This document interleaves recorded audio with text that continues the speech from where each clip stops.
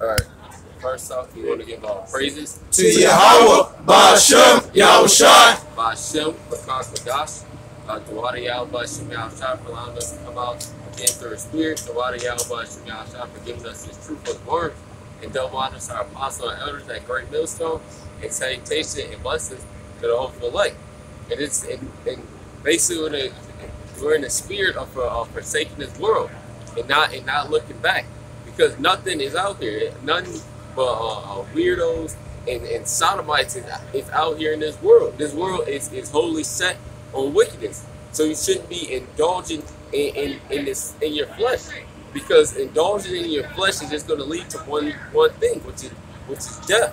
You should be indulging in the spirit of Yahweh Ba'ashem Yahushai, because we're coming to a time where you're going to need the strength of Yahweh Ba'ashem Yahushai wholeheartedly, because if you don't, you're going to be shit out of luck. You can get Proverbs 3 and 24. That's right. Because the times like we're coming in, you need a spiritual help. If you're solely indulgent in the ways of this world, you're gonna be caught out there. You're gonna be caught with your pants hanging down, man. You're gonna be caught like a nigga sagging, trying to run for the police, tripping and falling.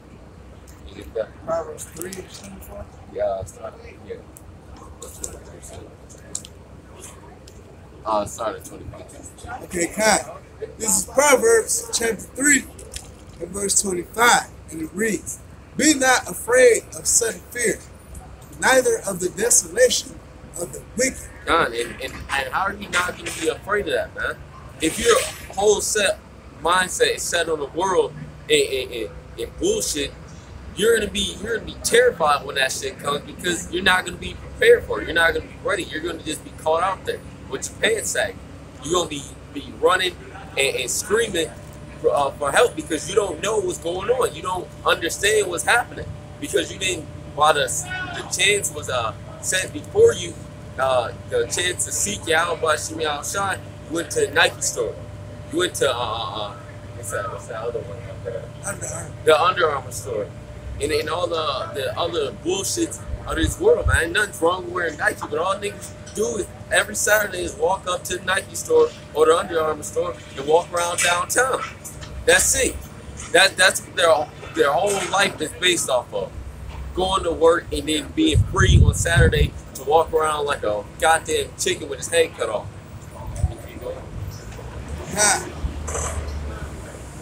Proverbs chapter 3 and verse 25. "Be not afraid of sudden fear, neither of the desolation of the wicked when it cometh. For the Lord Yahweh shall be thy confidence, and shall keep thy foot from being taken." God, and Yahweh Ba'ashem Yahushai is going to protect the ones who's in the work, who's dwelling in His spirit, the ones that's focusing on this truth, doing the best that they can in the words of Yahweh Ba'ashem Yahushai, doing what they can to forsake this world, forsake their flesh, to mortify their members. You get your precept. You get Psalms 91. "He that dwell in the secret place of the Most High shall abide under the shadow of the Almighty. I will say to the Almighty, He is my refuge, my fortress, my power, and in Him I will trust. Surely He shall deliver thee from the snare of the fowler and from the noisome pestilence." And King David, he trusted and believed on Yahweh Ba'ashem Yahushai. The rest of the world doesn't. They don't think that. They don't think like that. They don't think, oh, my confidence is the Lord. I trust in the Lord. Biggest trust in America, man. They trust in oppression. They trust in Babylon. They trust in the so-called white man. And that's what they've been doing since this fucking captivity, man. This whole captivity, niggas has been trusting in the so-called white man. It's been beating inside of them. But we're going to trust in Yahweh Ba'ashem Yahushai. He's going to be our shield and buckler during those times. And we're going to hide ourselves under His wings, man. Which is being in these scriptures, being in His spirit, being in the right mindset. Because we know what the hell's about to happen here, man. We know what's about to go down on the planet Earth. It's not going to be people just being able to walk up and down the street. They can just do a crazy ass construction trying to build America back up. It's gonna be dead bodies on the floor from Grand Central Station to goddamn where the apostles used to preach at. That's right. The bodies laid out, man. That's right. They should build with the Most High to throw down. There's no matter what you do. Can somebody get that action? Because me and the brother that's on the camera right now, we just did a video earlier talking about the tariffs that America is putting on these countries around the world. So eventually, those taxes, heavy taxes that America is putting on those other countries, is going to make these countries go mad. So eventually, they're gonna destroy America. But ultimately, America is in a thick debt. You know, and move the camera over a little bit. So America is in a huge, heavy debt that they can never get themselves out of. So, to build up this place is pointless. Right. To go to college and to try to get a degree so that you can get a good job because you're thinking long term about making it to where you can set up a nice life for you and your child and for your wife.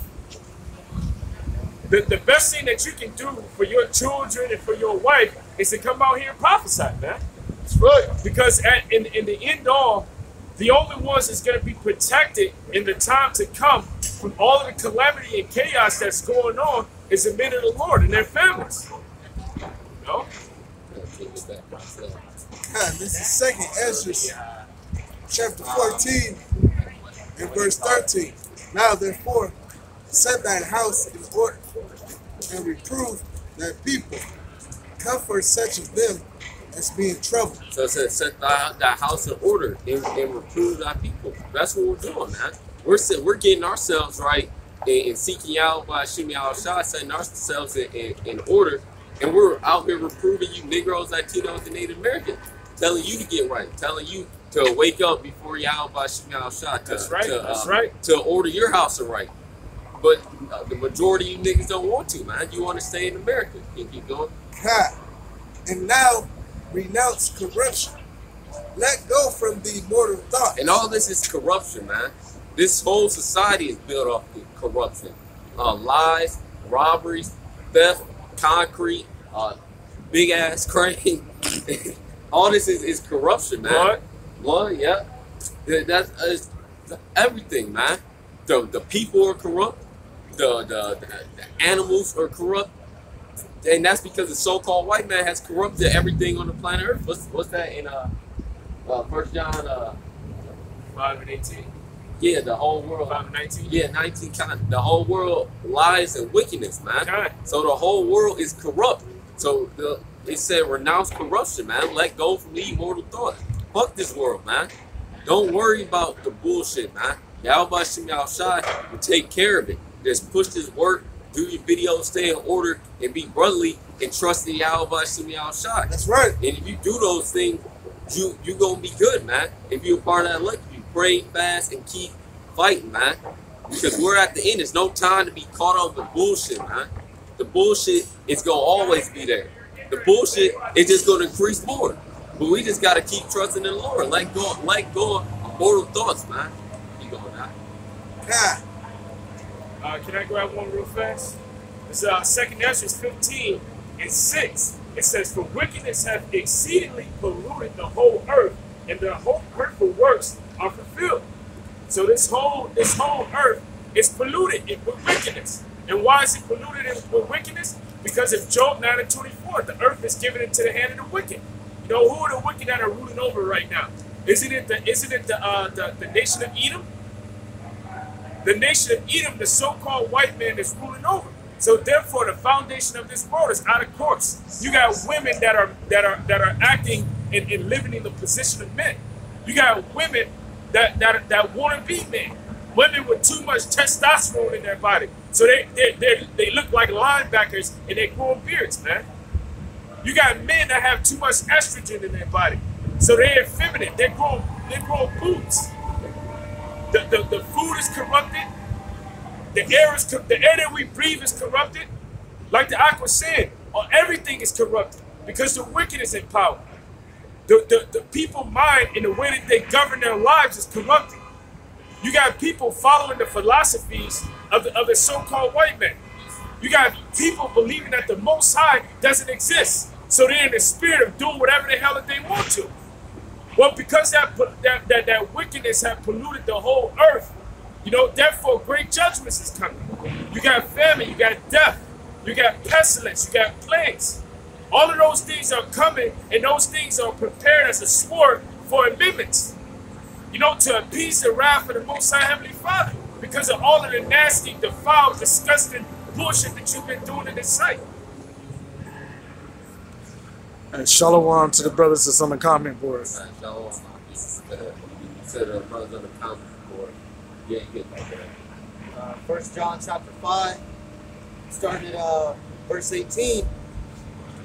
We know that whosoever is born of the Most High Power sinneth not, but he that is begotten of the Most High Power keepeth himself, and that wicked one toucheth him not. Verse 19, and we know that we are of the Most High Power, and the whole world lieth in wickedness.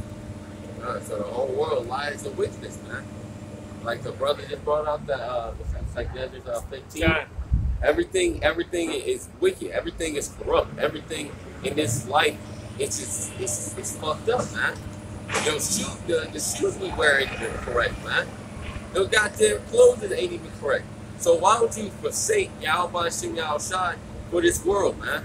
For some bullshit, for some goddamn money that's corrupt, where it ain't even real. You know what? I just had a dream last night that brothers from all throughout the world was coming to our house to fellowship with us. You know, we were having a feast, and basically, there was something in the dream involving casting lots or something like that, and the brother was like, or one of the brothers was like, oh no, that's going off. And I had to tell the brother, I'm like, we can cast lots, but there's certain things we can't do, like smoke crack. You know, I said it jokingly, committing adultery, and other things, you know, that pertain to the Lord of Most High Heavenly Father. You know, so basically, I'm saying that to say this. You know, there might be certain things that's not recorded in the law. You know, but you still, you know, you still know that you can't do them. You know, so basically, use the world as not abusing it. All right.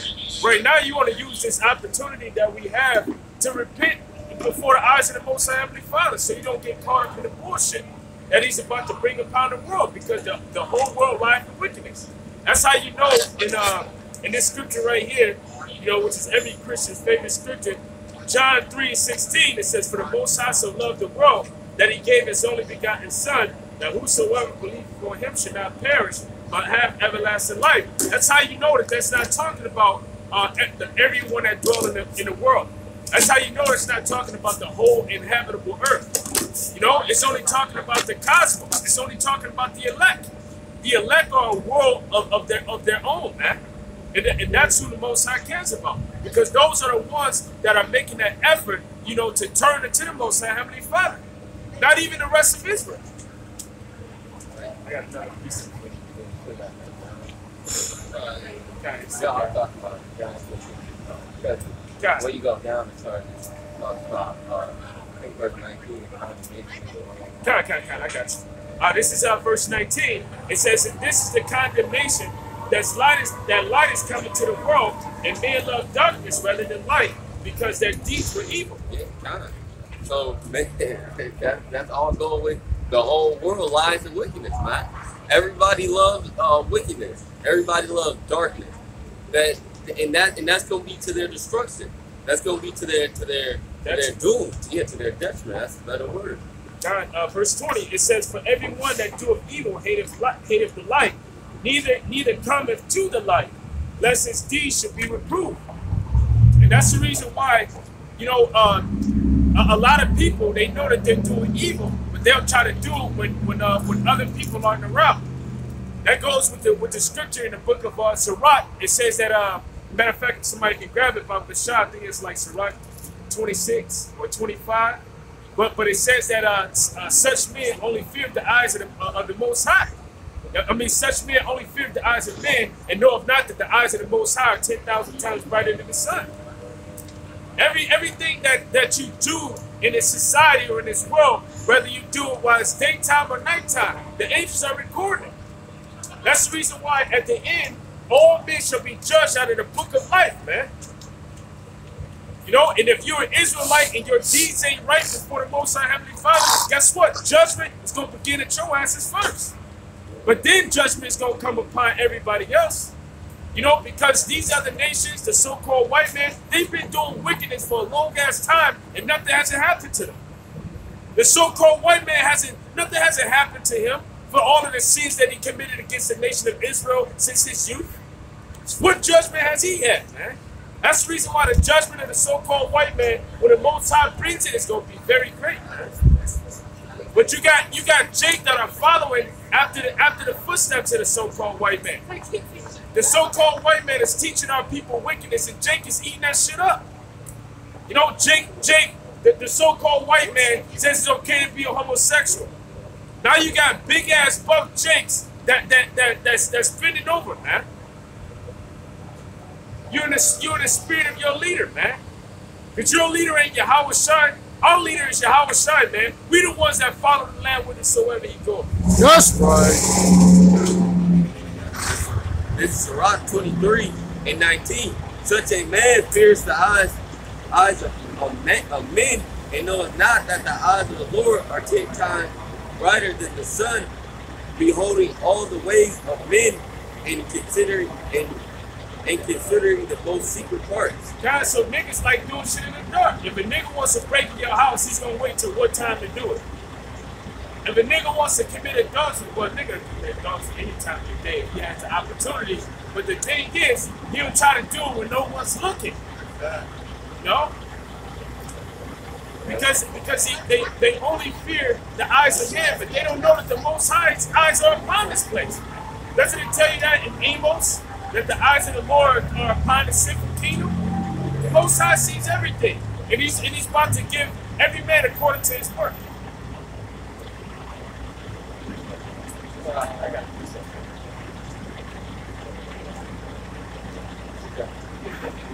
God, this is John 13:1. Now before the feast of the Passover, when Yahweh knew that his hour was come, that he should depart out of this world unto the Father, having loved his own which were in the world, he loved them unto the end. Speaking about the elect, Yahweh only has love for his elect. Like the scriptures say, he has care for his elect. Nobody else matters in the eyes of the Lord. Everybody else is just going to be laid down in these last days. No, if you're not willing to sacrifice and give up your life for Yahweh Shai, you're going to die. That's what it is. In everything in this world, you have to suffer for, man. If you work out, you're suffering building your body up. If you're running, you're suffering bringing your body up. If you working to make more money, you're suffering. But you niggas can't suffer for Yahweh Shai. That's why y'all go die, man. Because y'all rather suffer for some goddamn, you niggas, it's a wicked example. You niggas suffering for selling dope, always looking over your back, scared as motherfucker, and risking your life for some goddamn FRN. But you can't suffer for Yahweh Shai. You can't just repent and say I'm sorry to the Lord and turn back unto him. Be sincere. Yeah. And offend less. Like the scripture say. Man, that was a hell of an analogy. You know, because a nigga will be on the corner selling dope, but watching his back from other niggas coming to rob him and watching his back from the police, man. Right here. Suffer fucking 13 to 15 to life in prison for some dope, but you niggas can't suffer for the Lord. God, niggas talk about all the time the things that they'll do for the money. You know? Nigga kill his own mother for some blue notes. Proverbs chapter 23, verse 4. Labor not to be rich, cease from thine own wisdom, but thou set thine eyes upon that which is not, for riches certainly make themselves wings, they fly away as an eagle toward heaven. mankind, going about without saying, our people will do all manners of foolishness and wickedness to try to obtain the riches of this world, but they won't do what is simple and easy to obtain the kingdom. All you have to do is repent, pray unto Yahushua, be sincere, truly believe, and keep the faith. Alright? And people that are in your spirit to come out here and prophesy, and you come out and prophesy, it's simple. You don't got to go out and flip keys, worry about cops coming trying to take you out. You don't got to stuff dope in dead bodies and shit from here and there, do all that crazy shit. Oh yeah, you don't got to sex traffic. Yeah, you don't got to beat up hoes side of the head, make sure they on the You don't got to do all that. The Lord keeps it simple. Why are you trimming your ways to seek love? Doing all types of wickedness and evil just to get some little pieces of paper or some little status that's going to be destroyed when you listen to it. There you go, man. I got a scripture real fast. This is Luke 9:23. And he said to them all, if any man will come after me, let him deny himself and take up his cross daily and follow me. For whosoever will save his life shall lose it. For whosoever shall lose his life for my sake the same shall save it. For what is a man advantage if he gain the whole world and lose himself or be cast away? God, so you gotta pick up your cross, man. You gotta follow in the example of Yahushua. Alright? If that means suffering, so be it. If that means losing your reputation in the world, then so be it. If that means losing your family and friends, if that means not having the opportunity to become a millionaire, then so be it. You know what's more important? To gain the whole world and lose your soul, or to be a castaway? What does it say in 1 Corinthians, the 9th chapter, right? It says that I keep back my body, Matter of fact, can I grab that from the shop?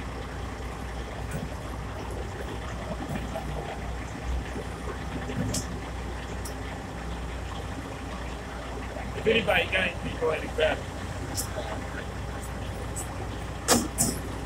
This Proverbs 23 still, jumping down to verse 17. It says, let not thine heart envy sinners, be thou in the fear of Yahweh Bashem Yahushai all the day long, for surely there is an end in thine expectation. For surely there is an end and thine expectation shall not be cut off.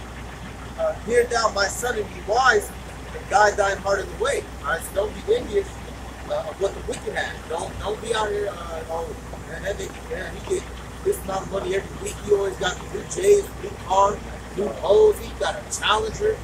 His baby mama, he got her riding in a Corvette.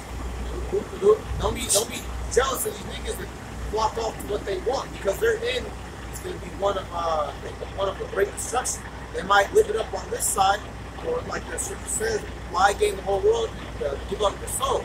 Right. So to have 15 seconds of enjoyment and have a shit ton longer of pain and suffering, and then have everlasting shame and kingdom, don't add up.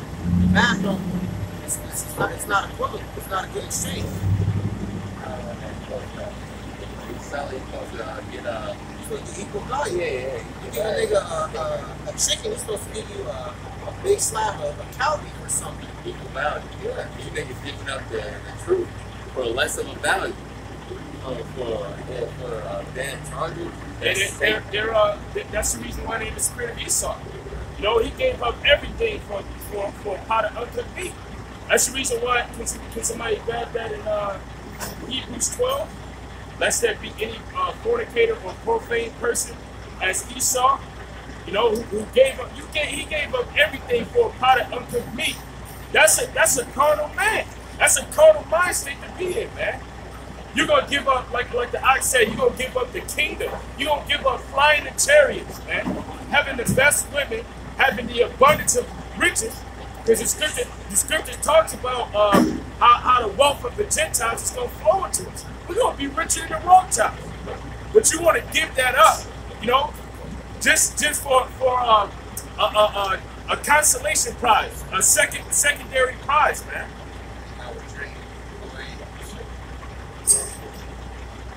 This is Hebrews 12 and in 16, at least there be any fornicator who made person as Esau for one morsel of meat, so his birthright, for ye know how that afterward he would have inherited the blessing.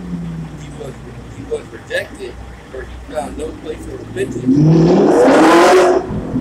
Though he sought it carefully with tears. God. So, and the time is going to come when you people, because you're following after the same spirit and vibration of Esau, you're going to seek repentance for the Most High Heavenly Father, but that doorway is going to be closed.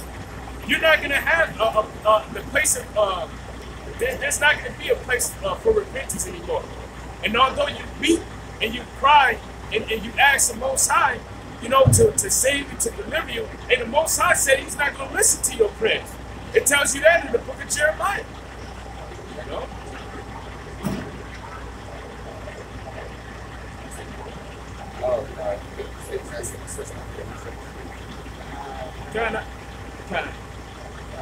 Proverbs 23 and 20. Be not amongst winebibbers, amongst riotous eaters of flesh, for the drunkard and the gluttonous shall come to poverty, the drowsiness shall clothe the man with rags. Alright, so doing all that bullshit, living it up, partying, it's all going to come to a horrible end. Alright, you can't. It's not going to be good for you. Like that nigga just drove past and wrecked his engine up. He got his constellation. He in an Audi 8. I think so, yeah. He driving downtown, got his foot on the gas everywhere. He living it up. He not looking towards the people. He looking for, he didn't have a bad picture in the car. He's going to surely pick one up by the end of the night. You know, that's what they're looking towards. We're supposed to look towards the people. This is not our world. It's not our lifestyle. That's right. You're not supposed to be seeking happiness in a pit of fire. This is the belly of hell. What you looking towards happiness for? And this motherfucker preaching bags. A nigga can run up and clap. So you do get all those riches, like the man who he said, "Oh my soul is sufficient." Yeah, kind of. And the nigga, he died right there after he got all his riches. He finally got all the Jordans he wanted. He finally got the diamond chains. He got the Jordan ring. 20 thoughts on the side. The nigga went broke like a fraud. The Lord will do that to you. That's why you don't chase after it. God, I got a piece out here. This is Sirach. This is Sirach 9 and 12. Delight not in the thing that the ungodly have pleasure in, but remember they shall not go unpunished unto their grave. So you're not supposed to delight in it. What you just read? All the things that they delight in, drunkenness, riotiness, this partying. The scriptures say, she that liveth in pleasure is dead while she's living. That goes for men too. If you think all you want to do is indulge in pleasure and wickedness, you're dead, man. And you're gonna receive a reward for that. You're gonna receive a reward. All niggas new thing gonna be having orgies, man. Just all they want to do is have orgies on. Well, that's all people that what was that video talking about when the kingdom goes down, sex. It's a seven signs to show that going down. The money will be bad. What is that? The military's going to be far out, and then also everyone's going to be hyper focused on stuff like this major sexualization to keep you distracted from what's really going on. Right? All the pussy boobs, titties, ass, bitches twerking, BET, bitches and music. That's what they use to blind the American public. So you're not focusing on this truth. You focusing on the next smash. You focusing on the next blunt, bro. Instead of focusing on these scriptures. That's just all those things ain't worth being destroyed by Yahweh shooting outside. It's not. It's not worth it, man. We ain't having a bitch twerk with you, man, for 15 minutes. In front of Why they trying to do a video? And then the bitch that gunning on Skeeto, you put a what's that light, black light in front of her. It's fucking horrible. You're gonna have a white strip on your it's gonna be seeping out of her seat. It's bad, man. It ain't worth being destroyed for, man. To see Yahweh to outside and let go of the things of this world. Like, let it go, man. Kind of like the scripture said that the eye brought out earlier. You know, let go for these mortal thoughts. We're in a time where it's time for you to be getting your mind in order, all right? Your mind shouldn't be on the things in America or pretty much on anything in the world. Your mind should be on heavenly things. Your conversation should be about Yahweh Shai coming back to redeem his people and to destroy this place. That's what your talk should be about. No, it shouldn't be on, okay, the new Audi, 2019 is about to drop, and soon. It shouldn't be about, okay, NBA 2K19 is about to drop. Your mind shouldn't be on, okay, well, who's about to end the March Madness tournament. Your mind should be on heavenly things, all right? You should be focused. No, you should be watching as well as praying, like it says in the book of Luke. Let me grab this in the book of Colossians. It's like this came to mind. It's Colossians 3:1.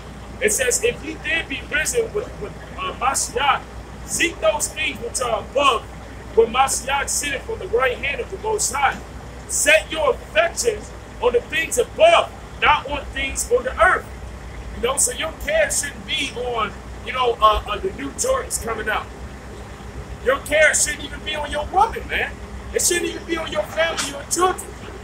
Your care should be on, okay, when is the prophecies of Yahweh Shem Yahushua are going to come into fruition? You should be watching for the will of the Lord, man. You should be watching for the Most High's words to come to play, so that when they finally happen, you will be accounted worthy to be able to escape them. Because you don't want to be caught up in a snare, man. You being a man of the Lord, all right? Of course, you got a family. You might love your woman and your children. And I said, Mike, all right? You should basically have your life should be guided by the principles of this book right here, man. So that you may be able to save yourself and your children. But if you're a man, if you're an Israelite man, and you're not into this book, if you're not into the word of Yahweh Shem Yahushua, you and your fucking family's gonna die, man. That's right. It says when Mashiach, it says, for ye are dead, and your life is hid with Mashiach and Yahushua, and you should count yourself as being dead right now, right? And the life that you're living right now, it ain't shit. The money that you have, the job that you have, even the goddamn woman that you have, man. None of them are, they ain't nothing, man. So you should be like, hey, none of these things matter to me. You should be willing to even give up your life so that you can obtain something better, which is the kingdom. Because when Yahweh comes back, that's when our life is going to begin. When he redeems us and we get those new bodies and we go up into those ships, that's when our life is going to begin. That's right. This ain't no life, man. That's the reason why a lot of people would rather die than to live this life. That's the reason why you had Jake that were in slavery. They were contemplating suicide. They would rather die than to live in oppression, man. This ain't nothing but oppression. And we might not be in physical chains, but doesn't it say in the book of doesn't it say in the book of 2 Peter, the 7th chapter or 8th chapter, it says it delivered just Lot, vexed with the filthy conversation of wicked. When you look up that word vexed, that word means to be oppressed, man. We oppressed because we gotta see niggas walking around that pop other niggas in the booty, man. You gotta go to work every day. You gotta live in a society where women rule over men, man. We gotta live in a society where the basest and the lowest and the vile people that were people of no reputation. They was the lowest people on the planet Earth. Now they're ruling over us, man. They send you off to go get killed in the military before you can restore the drink. They said part of law, you can't even get you no box.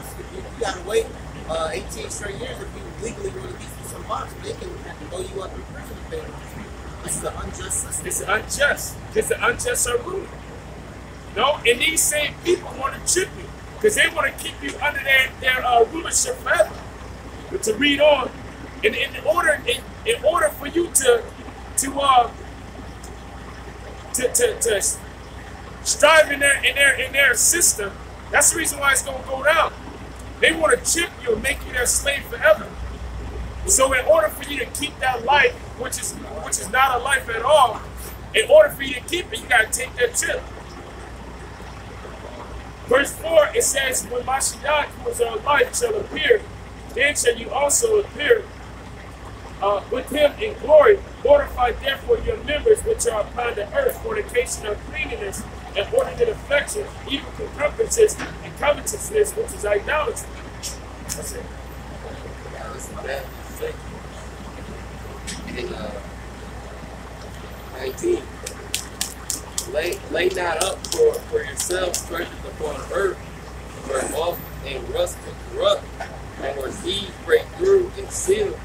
But lay up for yourselves treasure in heaven, where neither moth nor rust does corrupt, and where thieves do not break through nor steal.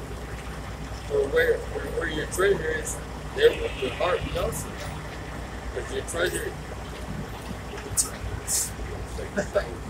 but wherever your mind is, wherever your mindset is, that's going to be your treasure, man. That's going to be whatever your mind uses on all the damn time. That's where your treasure is going. If your mind is always musing or meditating on the words of Yahweh Shine, that you're going to be constantly doing the work, constantly doing video, doing what's required of you. This is verse 21. For where your treasure is, there will your heart also be.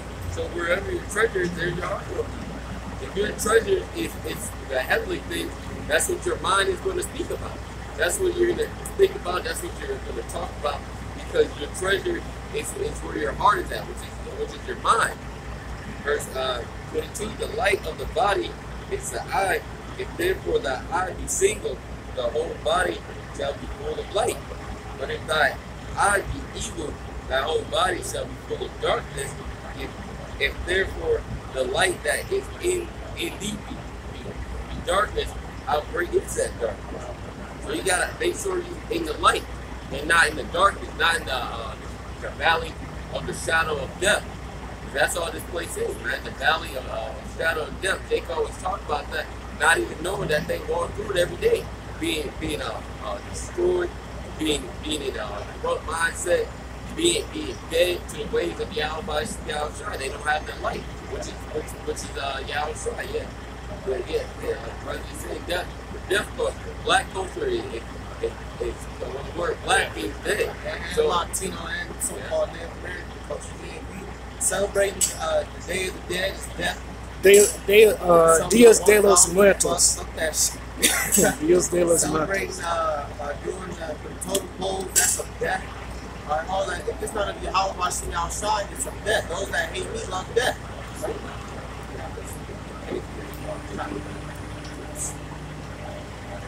Shit. This is 2nd Ezra, chapter 14 and verse 15. And set aside the thoughts that are most heavy unto you, and hasten to fly from these times. For yet greater evils than guilt those who thou hast seen happen shall be done thereafter. For look how much the world shall be weaker through age. So much the more shall evils increase upon them that dwell therein. For the truth is fled far away, and leasing is hard at hand. For now hastens the vision to come, which thou hast seen. That's why I'm focused on the heavenly things, man. Because the things which are soon to come to pass are hastening, man. And they're like a sprinter, man. They sprint to that finish line. All those prophecies, all the calamities, all the hell is about to happen upon the planet Earth.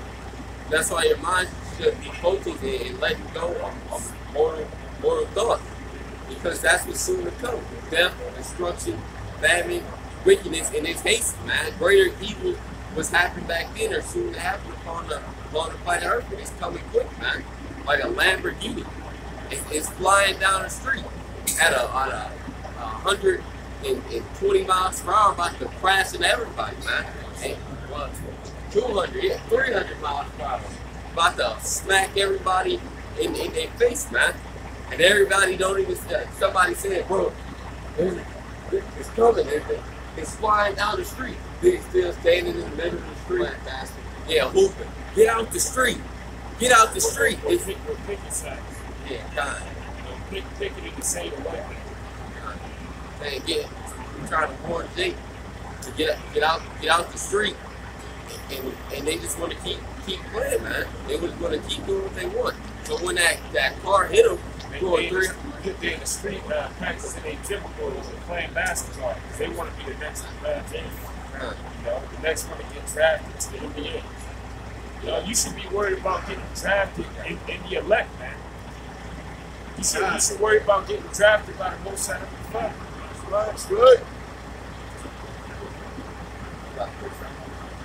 Yeah, I was I got something. This is Luke chapter 16. I'm starting verse 13 first. It says, no servant can serve two masters, for either he will hate the one and love the other, or else he will hold to the one and despise the other. He cannot serve the Most High power and mammon. Alright, so you have to choose a side. You're either going to serve this world, you're going to serve a bitch, or you're going to serve your boss, or you're going to serve the rap game, or the sports, or whatever the fuck else in this world, or you're going to serve Yahweh Shai. You have to draw the line in the sand. Can't be both. Oh, I know I'm an Israelite, but I want to make this money. Oh, I know I'm an Israelite, but I want to make the music. I'm just live my life. It's just good to know. It's just my heritage. You're either all for this or you're all against it. Alright, so now I'm going to jump down to so I'm going to jump down to verse 19. It's basically the Lord put forth this parable to show you how the idiots that live the way they wanted to in this world, they're going to be y'all going to be wishing that y'all live right. Like people that die and go to the spirit world, like people that we knew in the world, and then they dropped dead. When they was like, damn, they was right. Man, we should listen. Man, if only I could go. This is the spirit that they're going to be in right here. This is Luke 16. Jumping down to verse 19 now. It says, there was a certain rich man which was clothed in purple and fine linen and fared sumptuously every day. So there was a rich man. He was decked out, walled out. He was lifted up every day. Somebody else will break it up. Verse 20. And there was a certain beggar named Lazarus which was laid at his gate with a sword, and desiring to be fed with the crumbs which fell from the rich man's table. Moreover, the dogs came and licked his sores.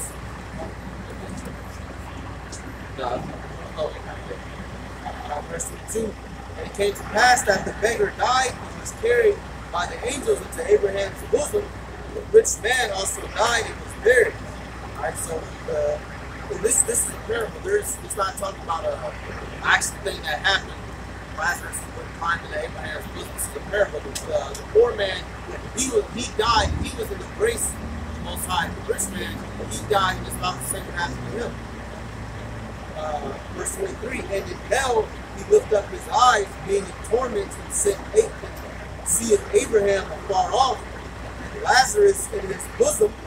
And he cried and said, Father Abraham, have mercy on me, and send Lazarus, and he may dip the tip of his finger in water, and cool my tongue, for I am tormented in this flame.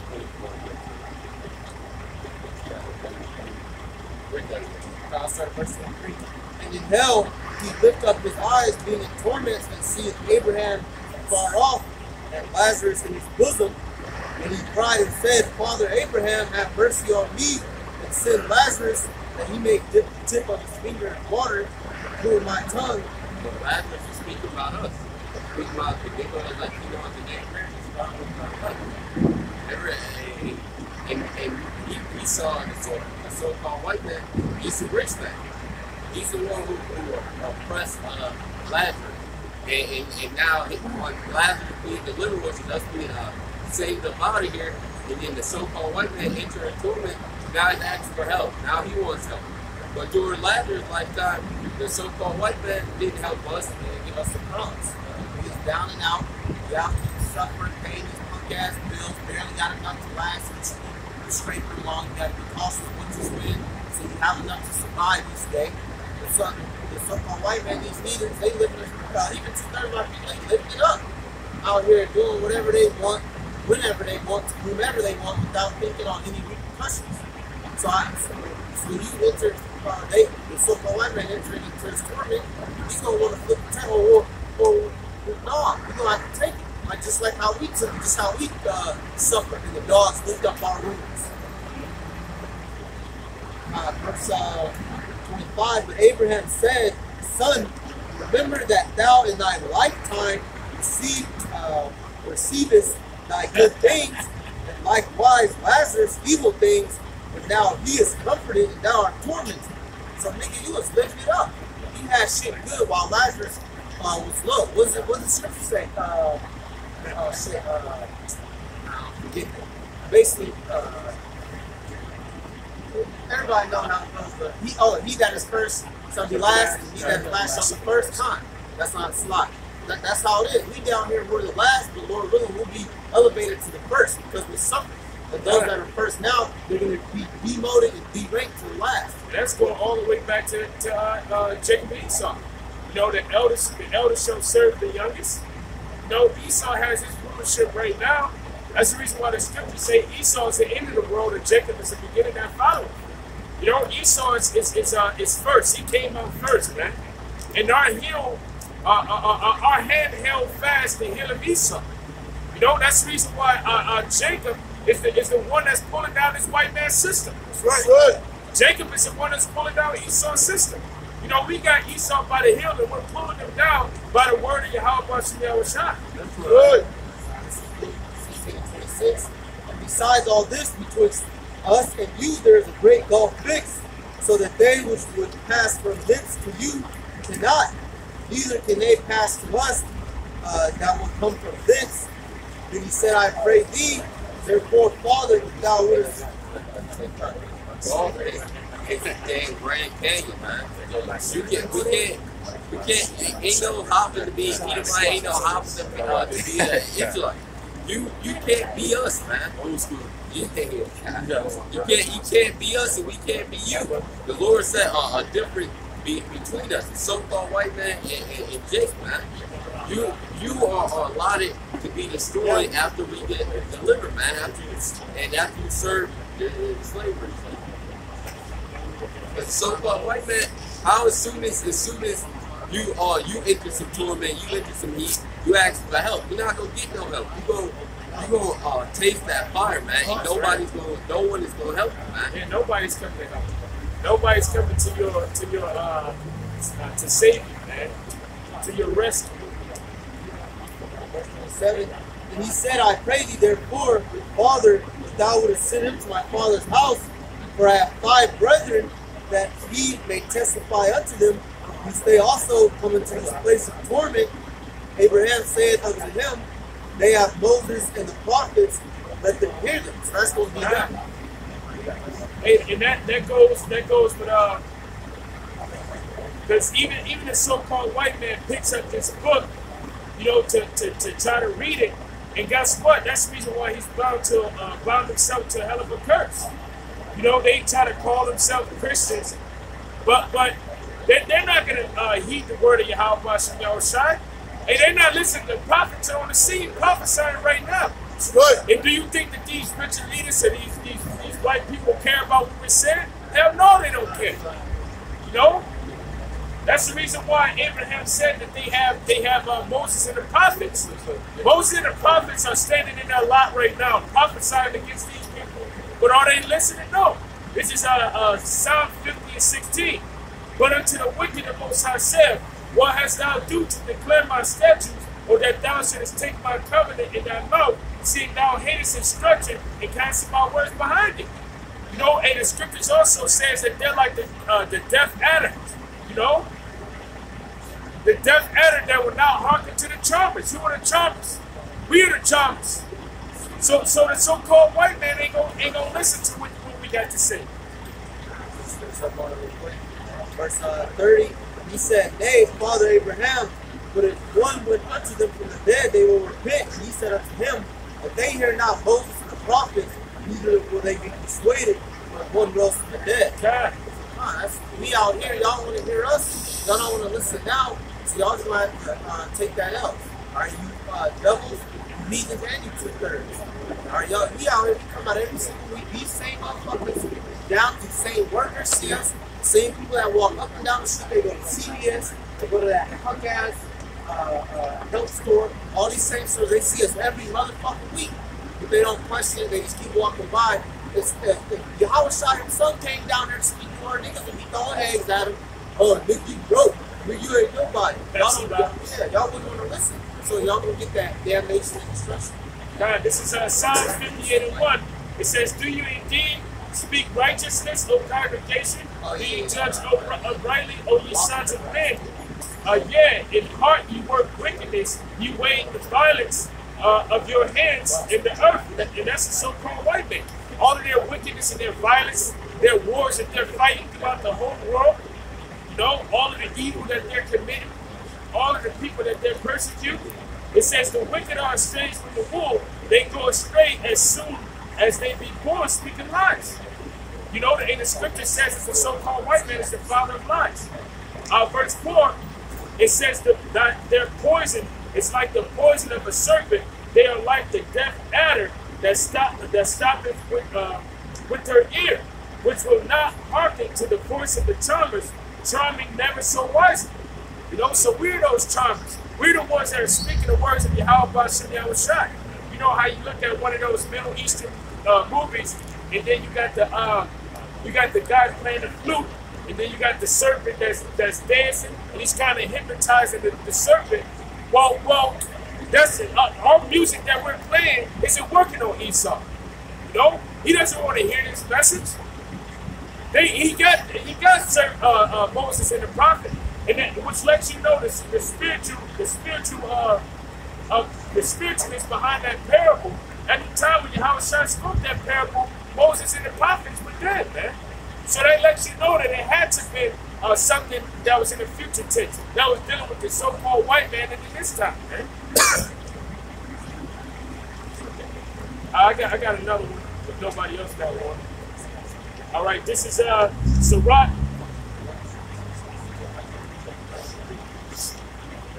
This is Sirach 12 and 13. It says, who will pity a charmer that is bitten with the serpent, or any such as come nigh wild beasts?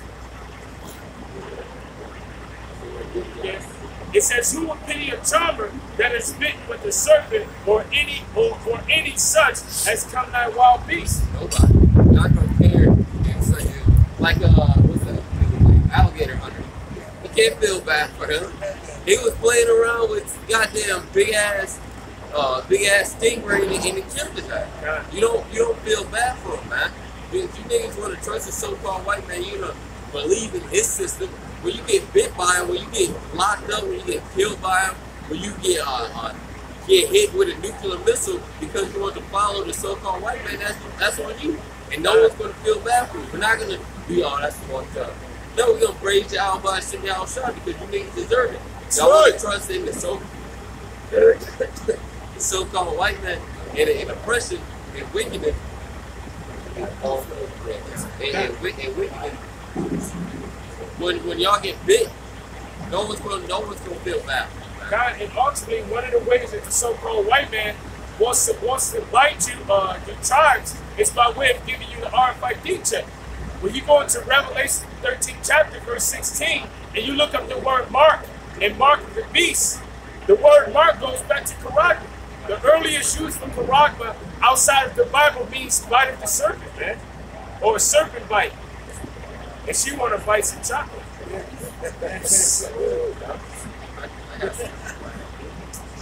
It's an Edomite, you know. All Edomite love Jake Man. She nodded her head and smiled and said yes.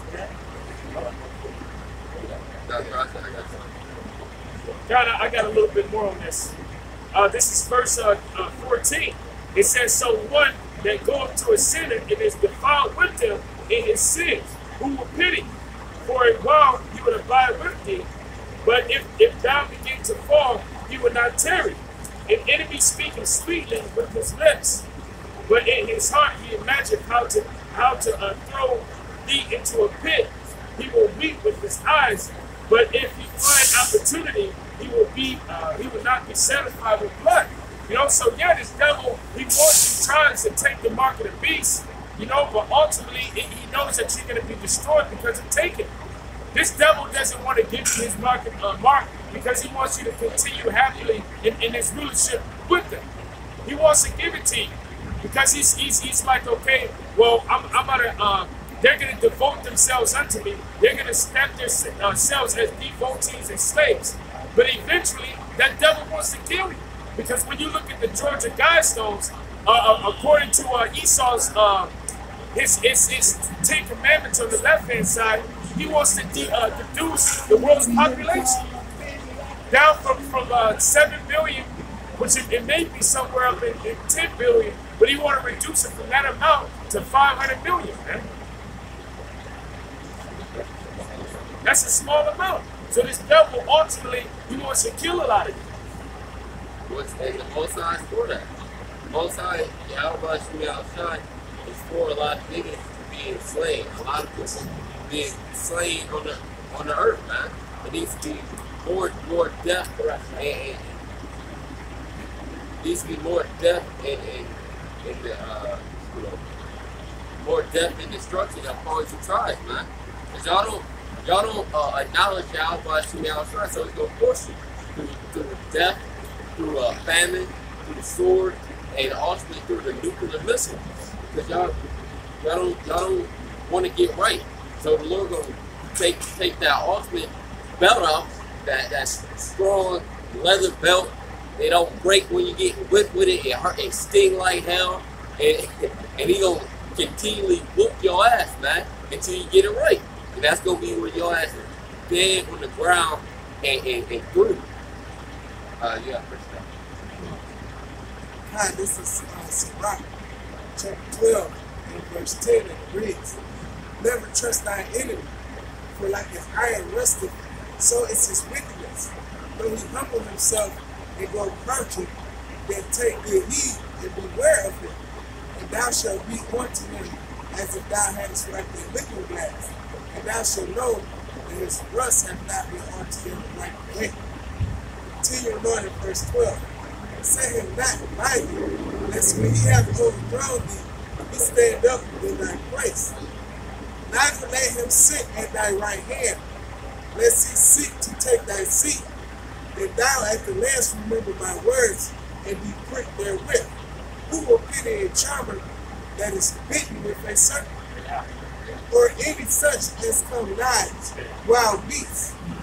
So that's going along with the Aki just was bringing out earlier a couple minutes ago about like that, what's his name, the crocodile hunter. You know that you're not supposed to be doing that. You know that shit anyway, man. So why is you playing with this? This is Revelation chapter 16. We started verse 1 that would jump.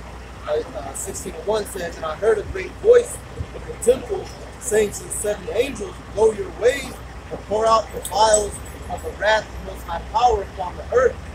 Alright, so now I'm going to jump to verse 8. So basically, this is talking about the destruction that's going to come upon this world. Once the elect is sealed, alright, when everything, all the prophecies the last ones that we're waiting on finally kick in, and this veil starts cracking the fuck off, and the body start drop like that song, like the body start hitting the floor from a point from this side of the planet and the other.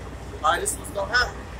Alright, jump down to verse 8. It says, and the 4th angel poured out his vial upon the sun, and power was given unto him to scorch men with fire. And when men were scorched with great heat, and blasphemed the name of the Most High Power, which had power over these plagues, and they repented not to give him the glory. That was talking about the nuclear missiles that ultimately sword. They said they repented not to give him glory. So when the Lord was like, the rich man, he was saying that oh yeah, you send my brothers there to repent. No, they wouldn't. They not.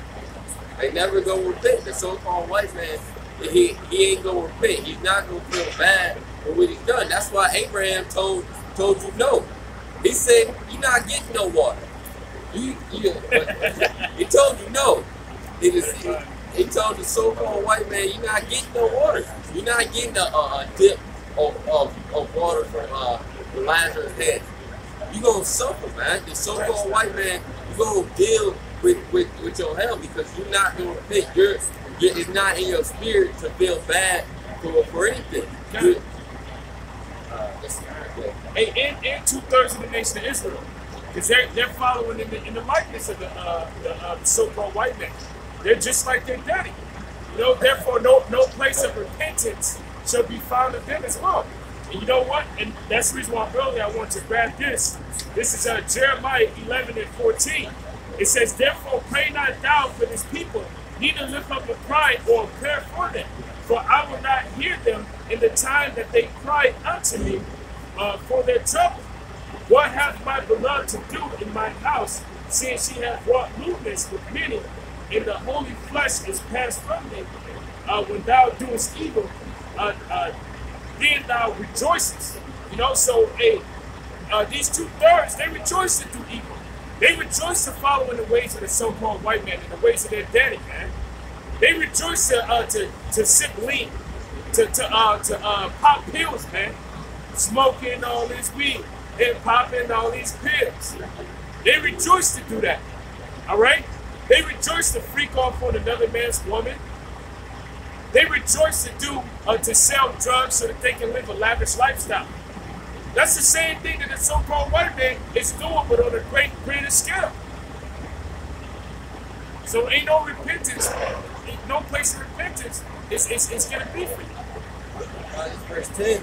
"And the fifth angel poured out his vial upon the seat of the beast, and his kingdom was full of darkness, and they gnawed their tongues for pain, and blasphemed the Most High power of heaven because of their pains and their swords, and repented not of their deeds." So you never gonna repent. While you devil being poured out of power, like niggas are being destroyed, you're still gonna be cursing the Most High. You're still gonna be coming up against Yahweh outside, even all the way until when you burn it in the fire, man. You're gonna be burning, talking shit. That's why the Lord is gonna slay a lot of you niggas, man. And you devils and you heathen. Because in that you motherfuckers still gonna be talking shit. Still blaspheming against Yahweh outside. Right? Still talking smack.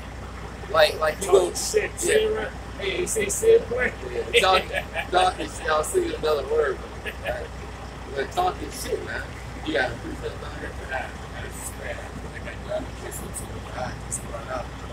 This is Jeremiah 14:11.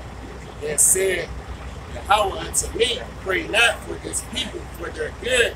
When they fast, I will not hear their cry. When they offer burnt offering and oblation, I will not accept them. But I will consume them by the sword, by the famine, and by the pestilence." Basically, you know, when it's too little, too late, you know what I'm saying, for y'all niggas to return to the Lord, you know, when you actually see the destruction coming forth, when you see that the chip is official, that is mandated, that you're required to make a decision, you know what I'm saying, when you see Esau with his military troops in the street, tanks, you know, coming to your front door and whatnot, it's going to be too late to turn to the Lord then. You know what I'm saying? You're supposed to turn to the Lord while he may be found. He's found right now through the men of GMS, throughout the unicorn, which is the internet, all right? Through YouTube, all right? But basically, it's going to be too late in that day. The Lord ain't going to want to hear it. He ain't going to want to hear you trying to sacrifice unto him. You trying to, use the name of the Most High and His Son. You know what I'm saying? It's going to be too little, too late. It said, Yahweh, power, behold, the prophet say unto them, you should not seek the sword, neither shall you have famine, but I will give you a sure peace in this place. You know, that's going into basically the false prophets. You know, that say, basically no destruction is going to come upon you. You know, you're going to still be able to make it in America. You're going to be able to be prosperous in this place. You know, basically take the chip. You know, you're going to have certain churches telling you to actually take the chip. know what I'm saying, it's okay. You know, that's basically, that's not no offense against the Most High. When in actuality it is. You know, you're going to have these false prophets saying that. And for what they say, hey, they're going to be judged accordingly as well. They're going to be destroyed, right, and get mocked up in these streets also, right? It says, then Yahweh said unto me, the prophets prophesied lies in my name. I said them not, neither have I commanded them, neither spake unto them. They prophesy unto you a false vision and divination, and a thing of naught, and the deceit of their heart. Therefore thus said Yahweh concerning the prophets that prophesy in my name, and I said them not. They say, sword and famine shall not be in this land. By sword and famine shall those prophets be consumed. Right? So, hey, y'all so-called evangelists, you know, these so-called pastors, these preachers, and all these churches all over the globe, all right, they're going to be slain by the sword of Yahweh Bashu Yahweh Shai too, which is essentially Esau. All right, Esau is the sword of the heavenly Father. He's coming down, all right? Hey, he's coming down chiefly on you 2/3, all right? They can't get this truth, that want to struggle, all right? They don't want to repent, all right? They don't want to come back to the law, statute, commandments, and the ways of the Most High, all right? The best way to deal with y'all is death, all right?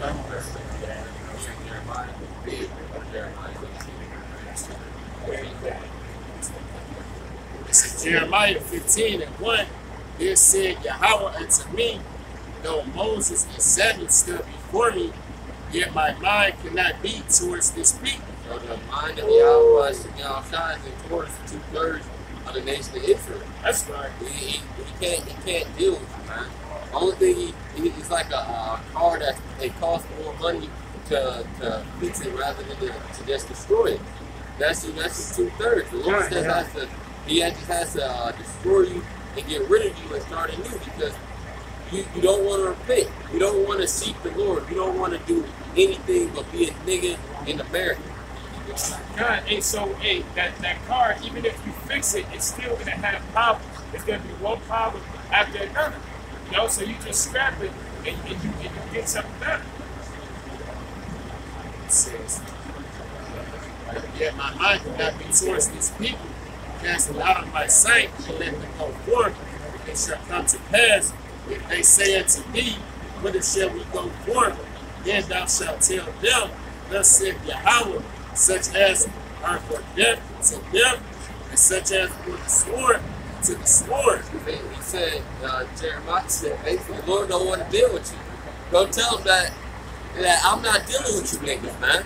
And Jeremiah, Jeremiah asked the Lord, what do I say? They asked, where shall we go? This was the Lord replied to Jeremiah. To the sword, to the sword, to the famine, to the famine, to the captivity, man. On this side of the street, right? Y'all supposed to be on this side of the street. This side of the street is city public property. In front of the stores, even though it's no store here. How many feet away from the store do you have to be? What I was told, the middle of the sidewalk is the dividing line. So as long as y'all on the other side, the sidewalk is good. But in front of the building, technically, okay, it's no problem. I haven't got a call or anything. I'm just informing y'all. I know usually y'all on the other side. If they tell us to go real quick, no problem. All right. Thanks for that, bro. Yeah. That's using a whistle right there. I mean, because we could have got into a yelling match. We could have, but hey, like the scripture says in Ephesians 5:15, you got to circumspect. You know, because it can escalate into something else. They can call the centurions, try to lock us up, give brothers problems. You know, but the scriptures say, Lord willing, they don't mess with us. Because the scriptures say, if a man's ways pleases the Most High, he'll make even his enemies to be at peace with him. You know, this is our old spot. You know, we used to be right here prophesying all the time. You know?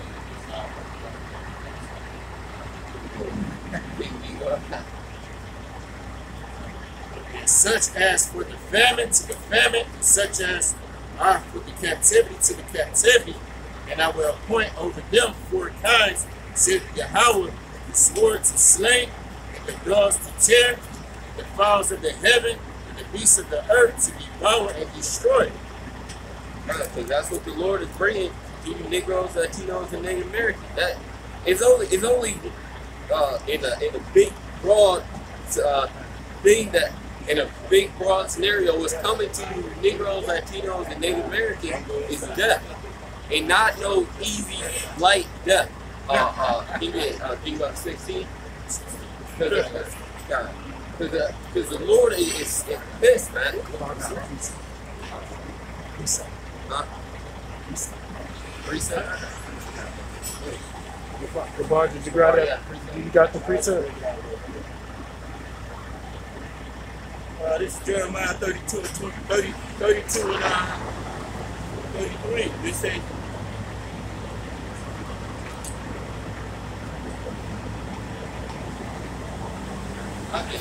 this is Jeremiah 32 and 33. And they have turned unto me the back and not the face. So Israel gave the Most High the back. This is what the brother was asking for. Israel gave them the back. Turned their back because they wanted to wicked.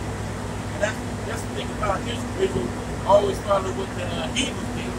They already did it when Samuel was they wanted a king. Instead of, and Samuel was like, man, basically y'all okay. But y'all, hey, Most High, give me the thing. You know what I mean? You see, the whole thing about Israel has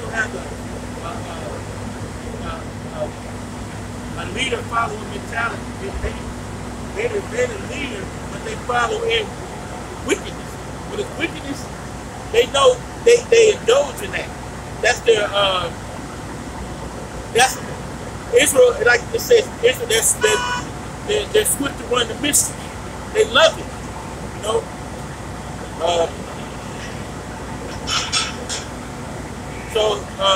let me get it again.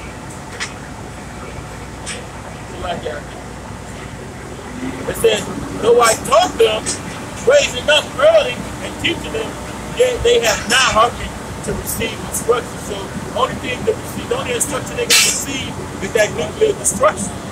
That's the only thing they can receive, because Israel, the 2/3 of Israel is going to always be off. They're going to have a I want to do what the hell I want to do attitude all the time.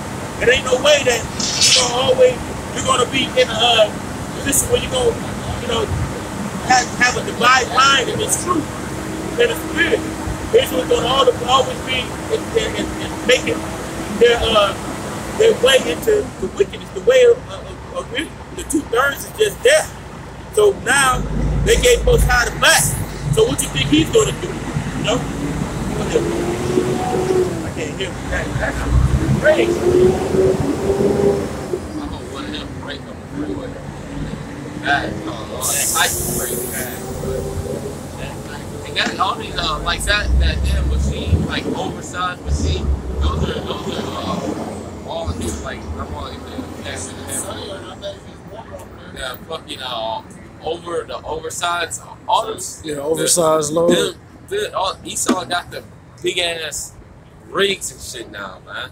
I didn't start seeing those like 2015. Those oversized trucks with a big ass house on the back of it. It was giant. It's got a whole house on the back of it. Motherfucker got a house on it. A ratchet.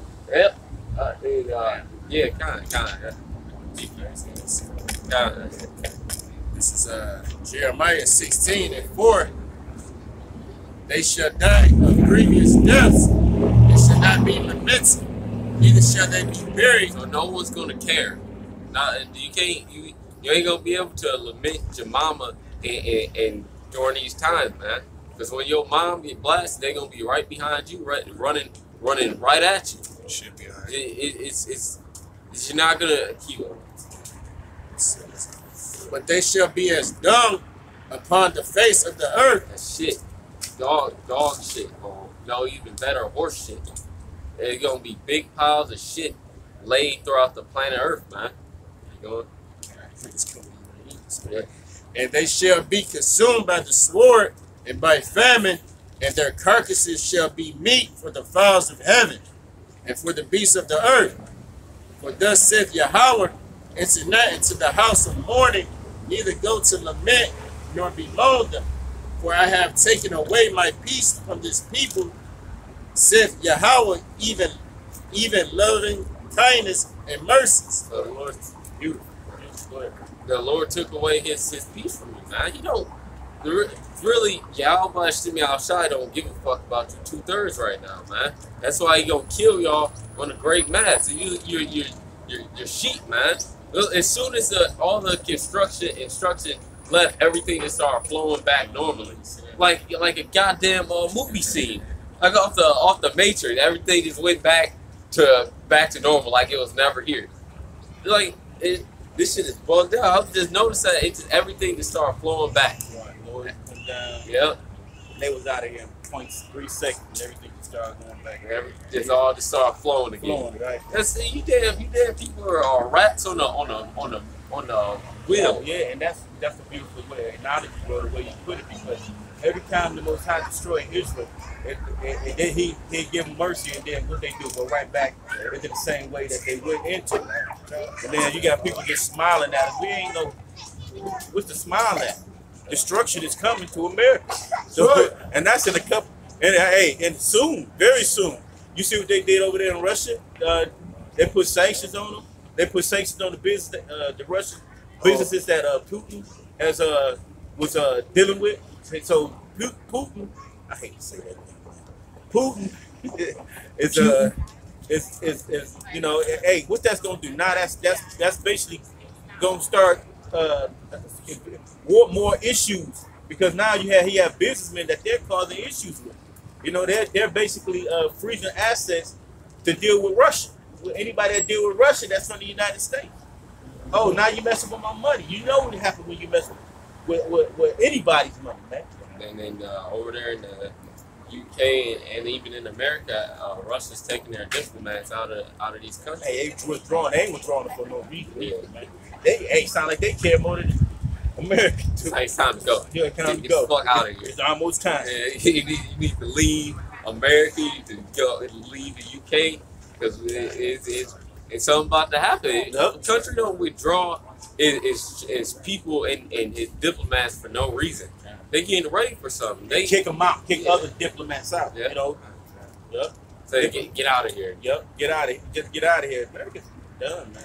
Yeah, you can't be in America anymore. You can't. You're right. Because they're about to go to war with each other, man. It's about to be a World War III on the planet. The war of Armageddon, the war, the Mountain of Truth. It's about to be a World War III in this bitch, man. In America, you're about to be touched, man. It's about to be Russian troops on the shores of America.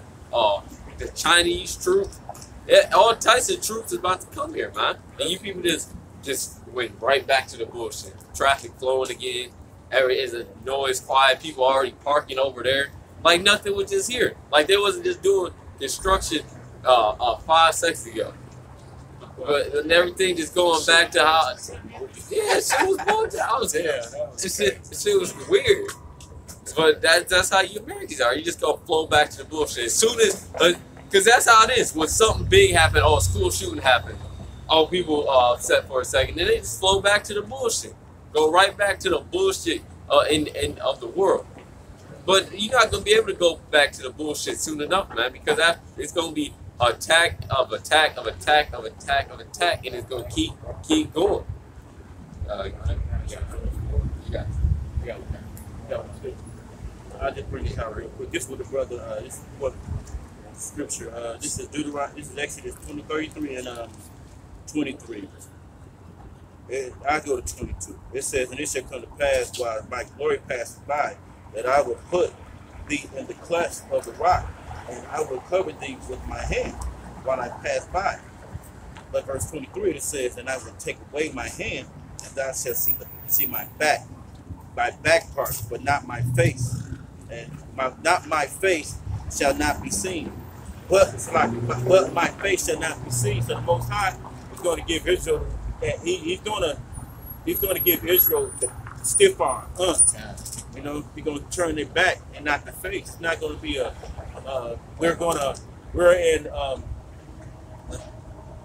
Most High is not going to keep blessing Israel in the way, because how we know the curses came, how the curses were put upon Israel were heavy, and they still here to the very last second.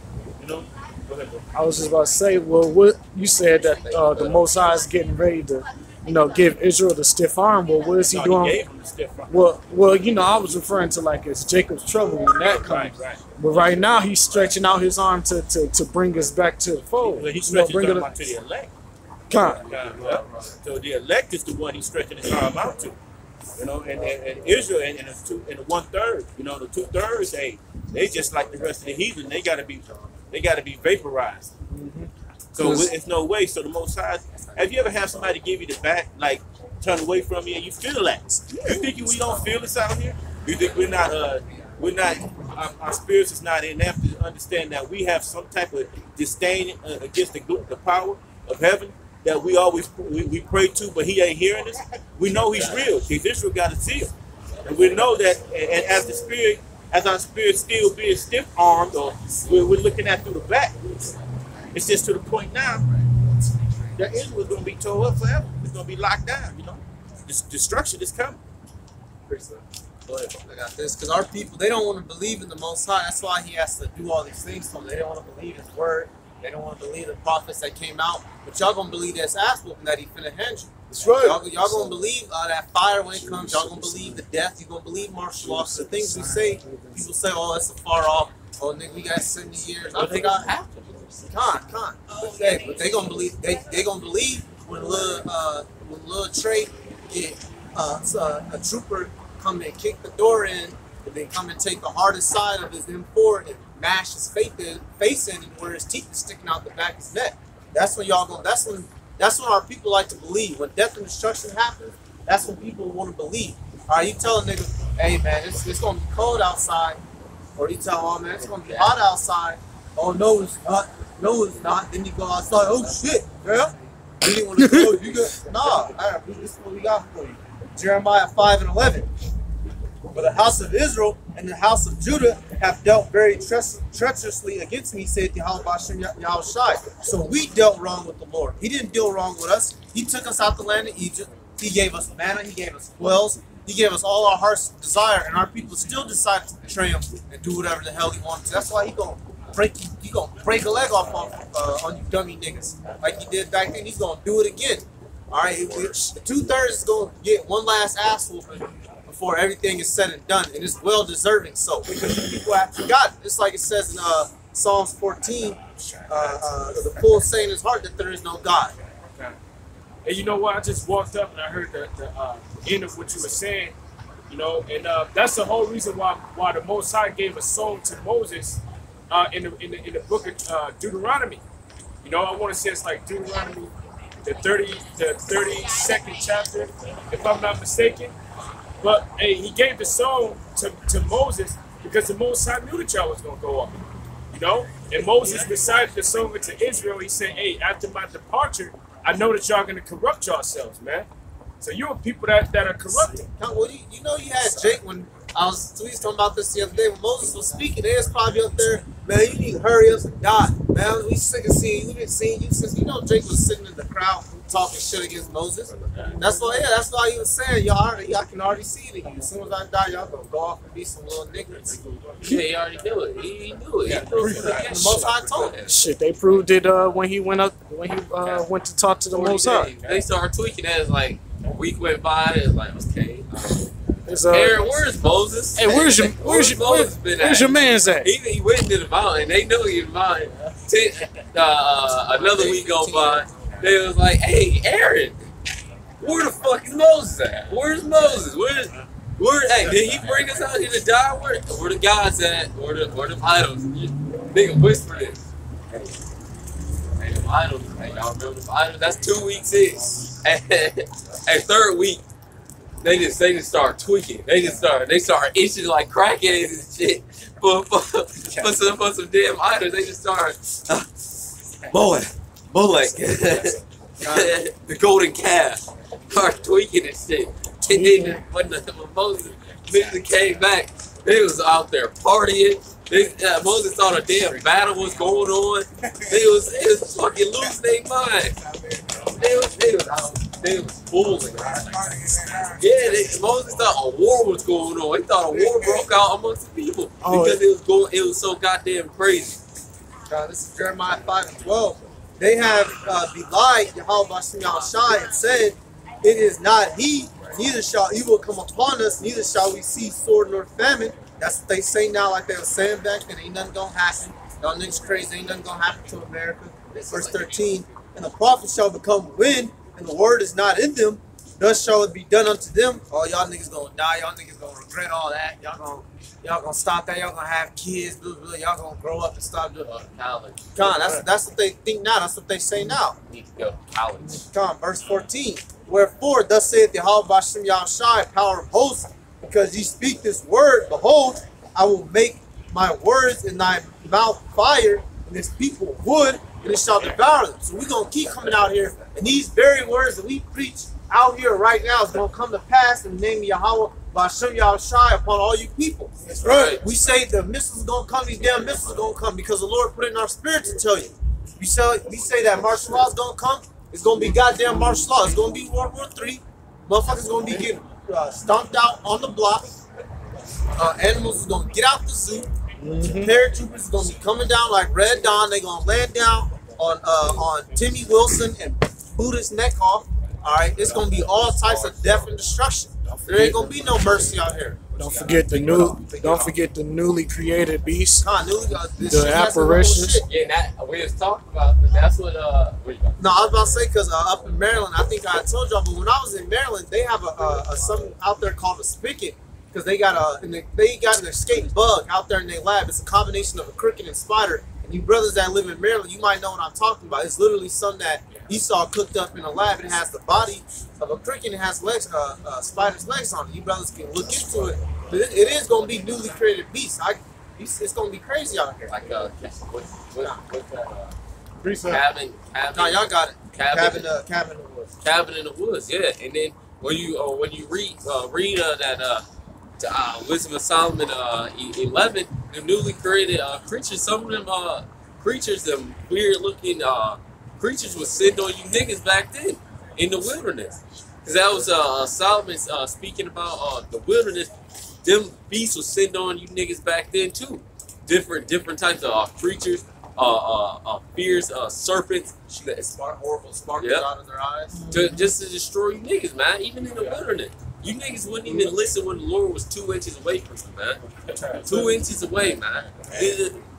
5 feet, 5 feet away from you. Chariot, big chariot in the sky, fire coming down from heaven, manna raining down from heaven, quails coming endlessly, and you niggas, fried we chicken. need to go back into Egypt. They had hot sauce in Egypt. We ain't got hot sauce in the wilderness because cucumbers, oils, all types of shit. Hey, the Most High taught niggas how to make chicken, how to make fried chicken. Can you get that, and then you can. Well, I know you can too. Okay, just from one brothers in group chat, Maccabees, first Maccabees 1:11. In those days went out of Israel wicked men who persuaded many, saying, "Let us go and make a covenant with the heathen that are round about us, since we have departed from them, saying we have much sorrow." So this device pleased them well. Then a certain of the people were so forward therein that they went to the king, who gave them license to do after the ordinance of the heathens, and whereupon they built a place to exercise at Jerusalem according to the custom of the heathen, and made themselves uncircumcised, and forsook the holy covenant, and joined themselves unto the heathen, and were sown unto mischief. And that was from our brother Akiuzah. yeah, Khan. Oh, you want to break it down, but actually Israel loves and revels in the mischief of the heathen, because basically the heathen are what basically the heathen are part of the 2/3. The wickedness of the heathen are the good 2/3. It's really basically leveling themselves out, because the main thing about it is that nigga culture. It's all I'm bad. You know, we remember when you was in elementary, middle school, high school, it was a dummy. Dude always want to be bad and don't want to do the work. They go to school, get straight F, and made him cool, class clown or something like that. Nigga dumb as hell. He probably wasn't dumb. You know, think about it. You know, it's just the fact now that they follow us. You know, they follow the way, and because what they were looking for, what the benefits. Doing all that gave them the benefits with who? Either the Romans, either the Greeks. If you act like the Greeks, what they say when you in Rome, do what the Romans do. You know, so Israel dealt with being just basically big followers. They reveled in and going into adultery, and nothing happened because they see now realize the Most High is long suffering, get you next time, or he'll get you in that life and just fuck your shit up because you done did it multiple times. So they gave them a license to do all what the heathens did. What do you think they doing now in the churches? What do you think Polite doing? You know, Polite turned his back on you after he had you think that the Bible wasn't real. Now he all about his dollars. Trying to build homes out of shipping containers for niggas. He got y'all. He got y'all. Now they gave him a license to believe. He got you. He got to believing that the Bible not even real. Somebody tried to hit me up with that bullshit, man.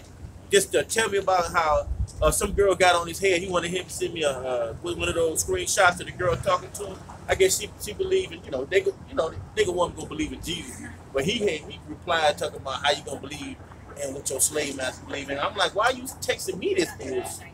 You know, I said it was my ex-supervisor and shit. But man, it's just the fact that motherfuckers don't. That's why you gotta be Clark Kent where you at. He don't know what I do. You know what I mean? That's why he sent me that garbage, man. And you know what? That's cool. You ain't gotta reply to everything a nigga says. You know. Sometimes just let a nigga be a nigga. Yeah. One of the brothers brought the scripture last night. If any man be ignorant, let him be ignorant. You know, so what? Because ultimately, Isaiah 6 and 9, it's the Most High that closed their ears. It's the Most High that closed their eyes. You know, because he didn't want them to see and to hear.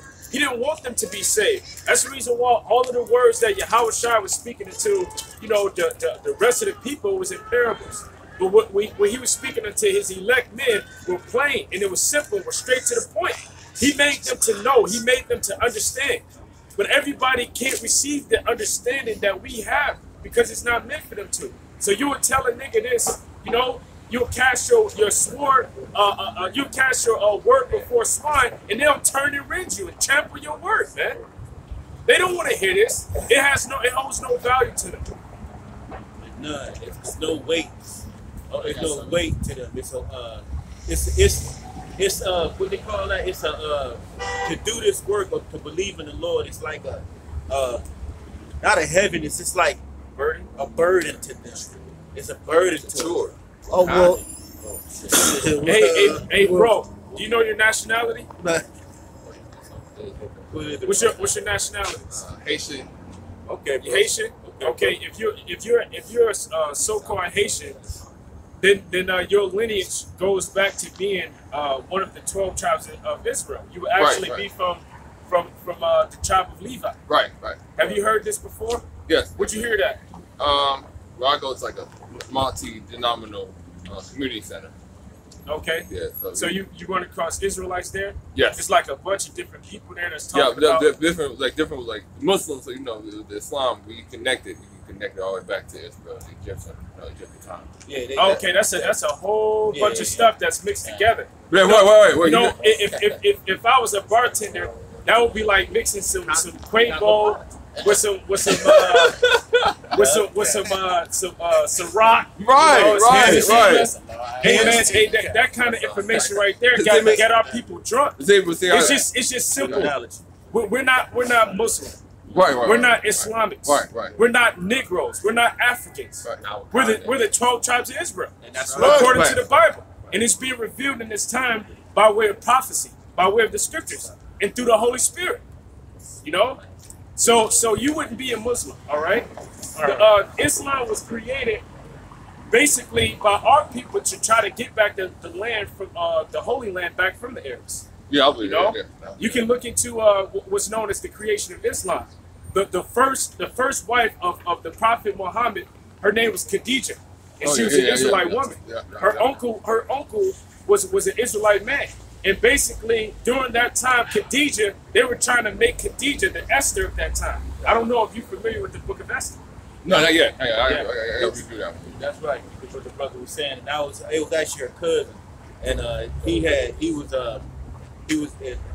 you had a time where the mother, what those heirs were doing, they were trying to get back to. Israel was trying to get back to holy. That's why you had a book called The City of God and things of that nature. They give you a whole thing of that nature at that time. Oh, we're good, man. We're out here feeding people with the knowledge of the Lord. We're good, all right, man. So what the brother brought out was a good analogy, man. And hey, that's what we say. That's how we gonna look at people, man. You know. But what the brother brought out was reminded me how that. The Holy Land was taken. It's a nice, good movie called The Kingdom of Heaven.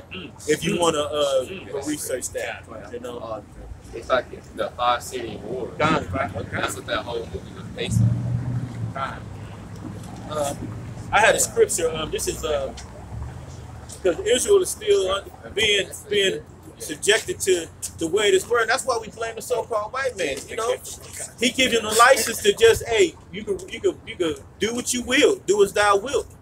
You know, and what it does to Israel, you know they got problems. They know Israel have a they need it. That'd have been kind, right? You know, that'd have been on point. You just missed it.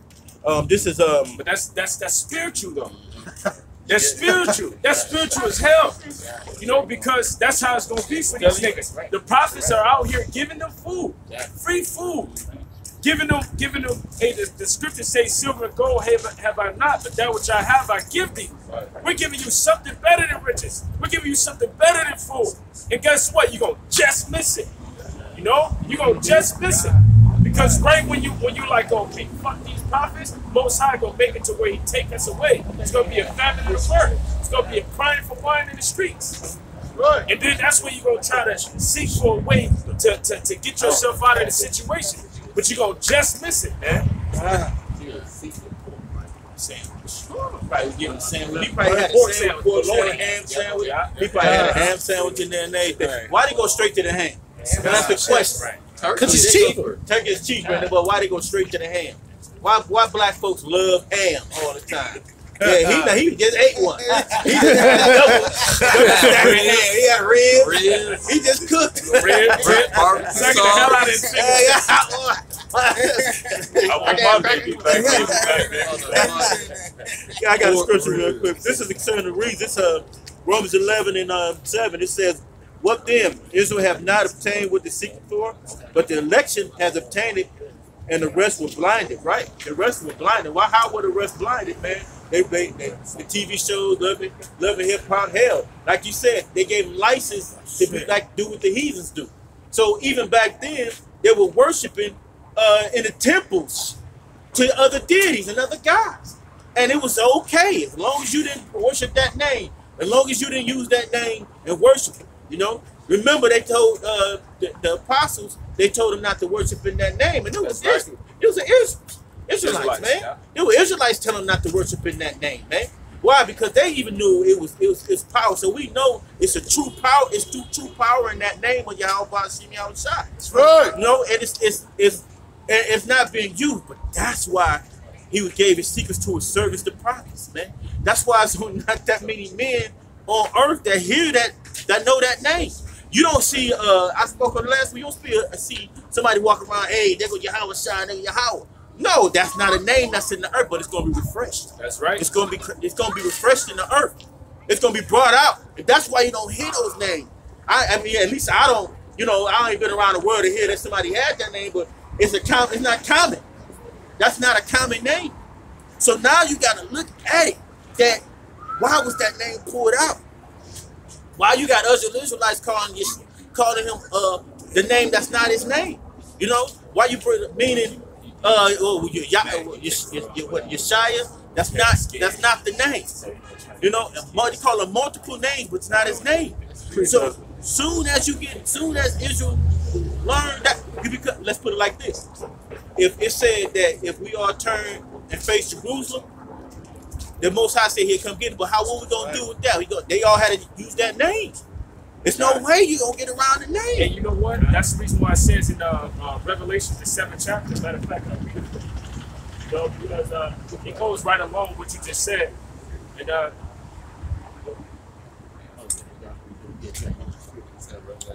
yeah, I got it. It's Revelations, the 7th chapter, beginning at verse 1. You want to break it down now? It's Revelation 7:1. It says, "And after these things I saw 4 angels standing on the 4 corners of the earth, holding the 4 winds of the earth, that the wind should not blow on the earth, nor on the sea, nor on any tree." Right, they talk about a destruction that might be coming very soon. You know, and that's what it's going to be holding, that nuclear destruction, but it's not yet. Not yet. Go ahead, bro. "And I saw another angel having ascending from the east, having the seal of the living power." Well, we know it's Yahweh Shai. That's the Lord Savior, Yahweh Shai. Go ahead, bro. Kind, you know what? Let me get a precept to back you up. This is the book of Ezekiel, the 9th chapter, starting from verse 1. It says, "He cried also in mine ears with a loud voice, saying, Cause them that have the charge over the city to draw near, even every man with his destroying weapon in his hand. And behold, 6 men came from the way of the higher gate, which lieth towards the north, and every man a slaughter weapon in his hand, and one man among them was clothed with linen, with a writer's inkhorn by his side." Represent power. Go ahead. God, and they went in and stood beside the brazen altar. You know, and that's Yahweh Shai. You know, he has that writer's inkhorn. It says, "In the glory of the most high of Israel was gone up from the cherub whereupon he was to the threshold of the house, and he called to the man clothed with linen, which had the writer's inkhorn by his side. And Yahweh said unto him, Go through the midst of the city, through the midst of Jerusalem, and set a mark upon the foreheads of the men that sign crying for all the abomination that be done in the midst thereof." That's the men that stand out here on the highways and byways, which he's going to be speaking of in the 7th chapter. Those men that signed and crying, these spirits not moaning, but groaning for some justice in this earth, man. Because those the men that believe what the word is saying. Those the men that never left that name. Those the men that believe, that have the true believers. Those men that the Lord Yahweh Shai that understand that. That's right. That these are the days, because men of the Lord gonna know that we're gonna be watchmen and the things that's to happen soon. Those the men that's watching. Those the men that's watching. This is not. Why are people smiling at this? We talking about y'all destruction and y'all smiling. She got smile on that devil. You see a missile. Now, come on. This is not. We're not here to smile. It's the day when the Lord comes. He gonna shoot missiles on America. That's right. Russia is about to blaze this place. That's right. And that's because y'all messing with them. Y'all woke up a sleeping giant, that bear. That's right. You know, that bear is about to come get that ass. That grizzly bear that came out of hibernation. When a bear come out of hibernation, hungry. He would be in that Cold War. Then he was put on his ass and he waited. He would sleep for a minute. Go ahead, man. But those elect men. So like that's what it's basically bringing up. You know, I think so that mark in Ezekiel 9:4 is Tawah. You know, it's the knowledge of the Most. It's the knowledge, you know, of the Most High Heavenly Father. And like the ox said, Yahweh Shai made it to where the elect men have that knowledge. All right. So that's that mark of exemption, and that's what we're waiting for. That's the reason why we're reading Revelation, the 7th chapter. We're waiting for the elect to be sealed up so that they can turn, because it's not just turning to face Jerusalem, but it's turning towards Yahweh Shai. You know, you gotta believe on Yahweh Shai. Yahweh Shai is that temple that was destroyed and rose back up on the 3rd day. So you gotta turn back to the Most High through Yahweh Shai. Through Yahweh Shai, not through Jesus. You know, and you got to think about when they had you change that name it took you off your vibration, that spiritual vibration. It took you off.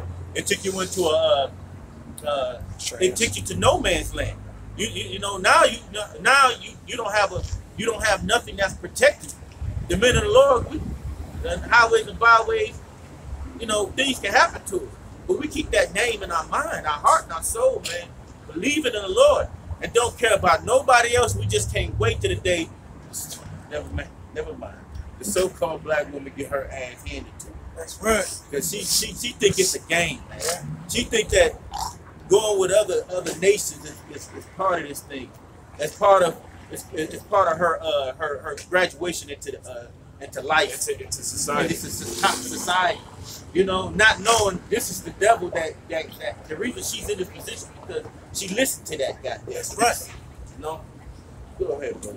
God, this is Revelations 7:2, and I saw another angel ascending from the east, having the seal of the living power, and cried with a loud voice to the four angels, whom it was given to hurt the earth and the sea. Because that sea, even the thermonuclear missiles is going to hit the sea. It's going to hit the water because the water is defiled, the land is defiled, the people is defiled. That thermonuclear fire is going to sweep through this place like it says in Isaiah, the besom of destruction. When you look at the word besom, it means to sweep because it's coming to cleanse everything. It says right here in the book of Habakkuk 3:8, it says, was Yahweh displeased against the rivers? Was thine anger against the rivers? Was thy wrath against the sea, that thou didst ride upon thy horse and thy chariots of salvation? What we saw was everything being fucked up. All the rivers being dissolved after that thermonuclear destruction. They saw all the destruction happening, man. And why was basically he was wondering like, why? Was you displeased with everything? And we just dealing with the spiritual demon Satan, the so-called white man and the rest of these nations. But you destroyed everything, and he saw everything, bro. Oh shit. Go ahead, bro. Verse 3 saying, hurt not the earth, neither the sea, nor the trees, till we have sealed the servants of our power in their foreheads. Do not destroy this place till Ezekiel 9:4 is full effect. God, that's right. To that seal. Yeah, go ahead, bro. God, it says, and I heard the number of them which were sealed, and they were sealed in 144,000 of all the tribes of the children of Israel. Right. Basically, don't want to run that sat on the highway, the byway, and labor, and believe, or just the Most High already had it predestined that they were the ones that's gonna have that kingdom, and the belief in Him. Man, look, man, we see destruction. Yeah, he was like, Bruce Lee, slide. God, so it doesn't take the whole nation of Israel to be sealed up, or for the whole nation of Israel to call on the Most High and to turn towards Jerusalem and pray. All it takes is 144,000. That's it. And then all of this is everything is just going to fall into place, man. That's it. And that's what it takes. So Yahweh Shai, Yahweh Shai got up there, and he made sure the elect was. He died for his brethren, which was the elect, man. And through the elect, he kept the elect out here to get the rest of Israel and to come through them, So, and that's all through Yahweh Shai. Hey, this is a beautiful plan that they made from the beginning. The Most High Yahweh Shai is so merciful, man. It's continuous. But niggas gonna have to feel that fire to get instruction. And still, and look, he's still gonna give them. He's still gonna give them. They still gonna have mercies. This is Isaiah 22 and 14. It says, and it was revealed in mine ears by the Lord of hosts, by Yahweh of hosts, surely this iniquity shall not be purged from you till ye die, said Yahweh of hosts. Right. Your iniquity, your sins are not going to be purged from you. So shit, the Most High got to cleanse this place with a big old nuke. To make sure that your sins, after this day, your sins will never be there again. But before the last second, before we see Yahweh shine, hey, your sins gonna be there for every minute, every second until that the chariots come, man. So you gotta die. Oh yeah. You gotta die to get your sins clear. God, because if the 2/3 of the nation of Israel were allowed to go into the kingdom, they'll have crack spots in the kingdom, man. They'll have what they call them, trap houses, man. They'll be trying to sell lean in the kingdom of heaven. They could be able to, and already able to get anything they want. They want to go in the way of mischief, man. God, this is Zechariah 13:8. And it shall come to pass in all the land, saith Yahweh, 2 parts therein shall be cut off and die, but the third shall be left therein. And I will bring the third part through the fire, and will refine them as silver is refined, and will try them as gold is tried, and they shall call on my name, and I will hear them. I will say, it is my people, and they shall say, Yahweh is my power. You got to go through the furnace to earn this, man. You got to go through this hell.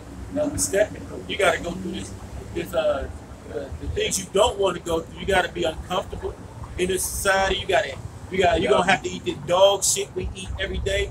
You know, we gotta go through hell. But through the whole this alcohol, we gotta go through alcohol. We eat dog food, man. We eat worse than dog food. You know, they making chickens with no faces. You know, we eat them. They gotta call it KFC now. Can't call it chicken. You know, the angels marvel at us like, what the hell is they eating? You know, you don't know if he eat pork. The so-called white man did a number on this man to even believe that his way was a better way to have a whole what they call that coexist. You see the bumper stickers say coexist, and they have all type of symbols. You know, these man, look, we down to the wire on this society, and the society is going to have to be vaporized so the Lord could bring usher his kingdom in. He's not gonna usher the kingdom in this filth. The only king that he ushered in with this filth was Esau's kingdom, because that's what Esau is, but a bunch of filth. You know, and that's all it's gonna be. That's why Yahweh has to go through this place, man. And then remember, before the missiles come, it's gonna be what basically hell physically on earth. Like, it's gonna be apparitions. It's gonna be famines. It's gonna be cannibalism. You know, and you know Esau had no problem with eating. Africans, they definitely don't have no problem. Them goddamn Hamites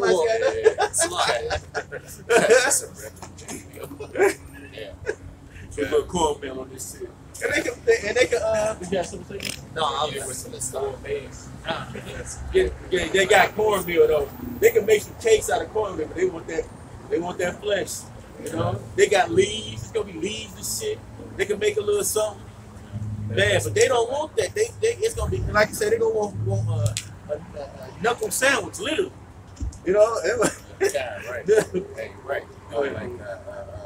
Right, yeah, you say basically, Yahweh Shai, he can't usher in this kingdom with this, the way this place is, with all the filth that exists in this place. You know, I was just thinking of an analogy, like, you know, like when you move and you go to move to another house, purchase a house or whatever, you know, sometimes you have to pay a cleaning fee.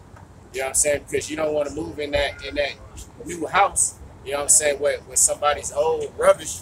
You know what I'm saying? With somebody's old furniture, the garbage. You know what I'm saying? You know, you want things cleaned up, made afresh, because you about to stay in that place. So that's what the Most High is doing with America. It's going to clean, dissolve America, you know, with fire, all right? To where, hey, shit, it ain't going to be happening for itself for desert creatures.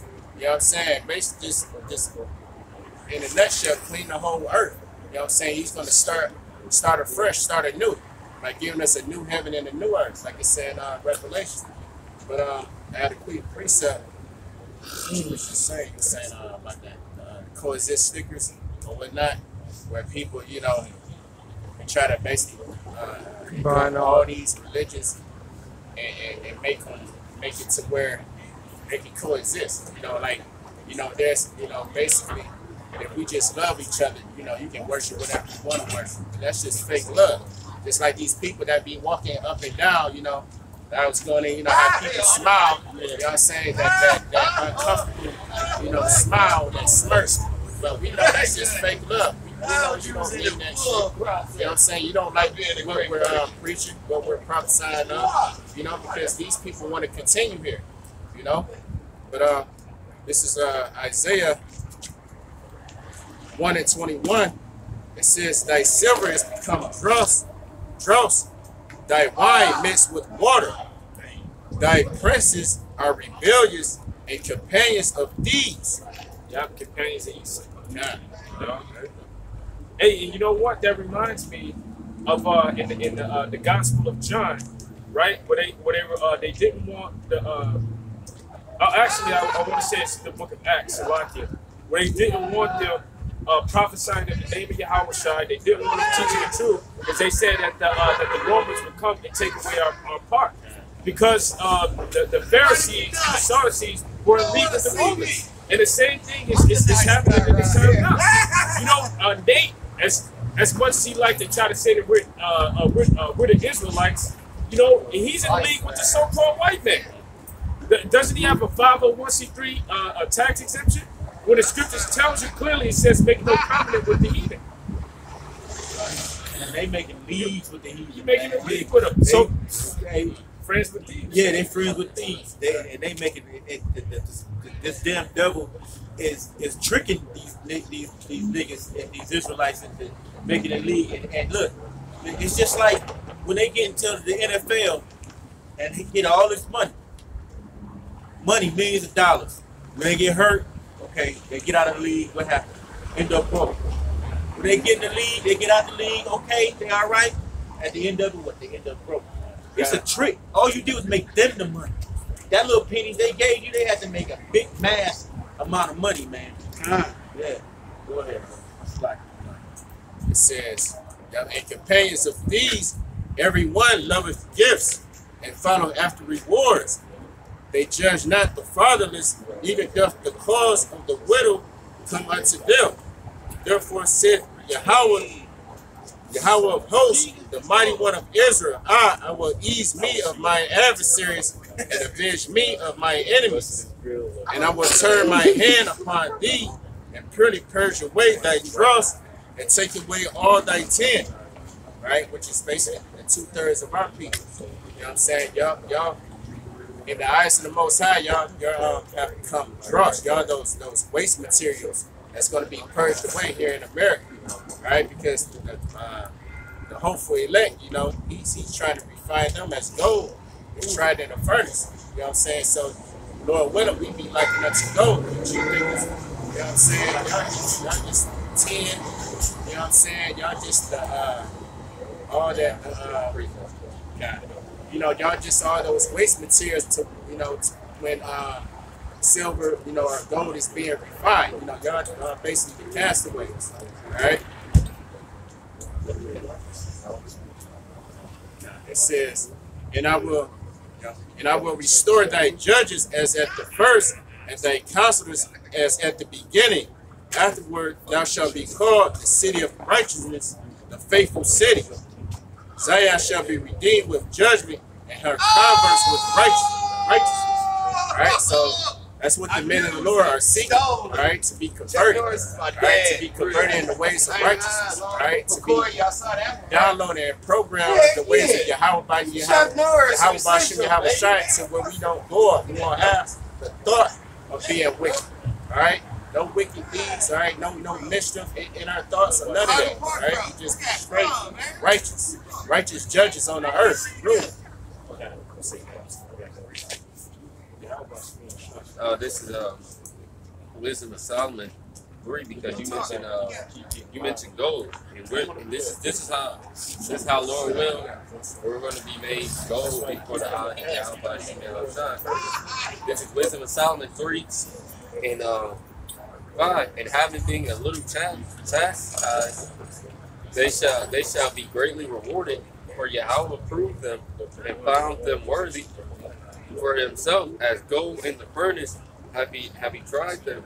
You receive them as a burnt offering. So you got to go through the furnace to earn it, like Brother Jabbar said. That's right. The furnace to earn it. You got to go through that heat to be purified. Gold has to go through that heat to be made clean, to be purified and cleaned up. If you don't go through that heat, you're not going to be able to be that person's gold in the outside. So you got to go through it, man, because that's how you purify metals, man, putting heat on it. Molding it through great heat. When you just look it up on YouTube, them molding metal, they melted down with hot, damn near lava type heat, and then they make it in the shape they wanted to, and then they clean it, purify it, and make it how they wanted to. They gotta take the impurities out of it. Yeah. So all that, everything that's not in it, they gotta take that pure. Inferior metals that's inside of that, so you can get the pure gold out of that. That's what we're going through. We have to be refined, man.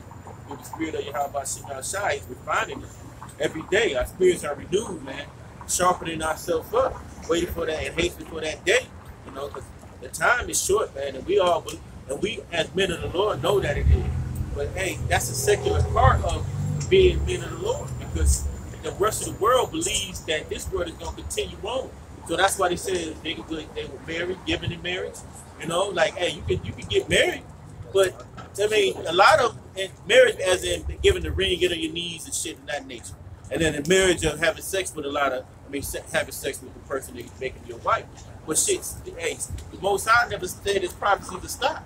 You know, because what? Esau gave them the okay to do what they want to do, and they ran with it. But remember, the prophecies don't stop, you know? Until we get in the kingdom. Until we get to the kingdom. Hey, when the chariots come, the chariots come, destroying this place, hey, that's when we know our redemption is there. Yeah, how about you got a precept back? Finish yours with? Go ahead, bro. 2 Corinthians 4:6, for Yahweh had commanded the light to shine out the darkness, and has shined in our hearts to give light of the knowledge of the glory of Yahweh in the face of Yahweh Bashim Yahshai, our Messiah. But we have in this treasure in earthen vessels, that the excellence of the power may be of Yahweh, not of us. That we are troubled on every side, yet not distressed. We are perplexed, but not in despair. We are persecuted, but not forsaken, cast down, but not destroyed, always bearing about in the body, dying of Yahweh Bashim Yahushai, that the life also of Yahushai be manifested in our bodies. And kind, that goes on,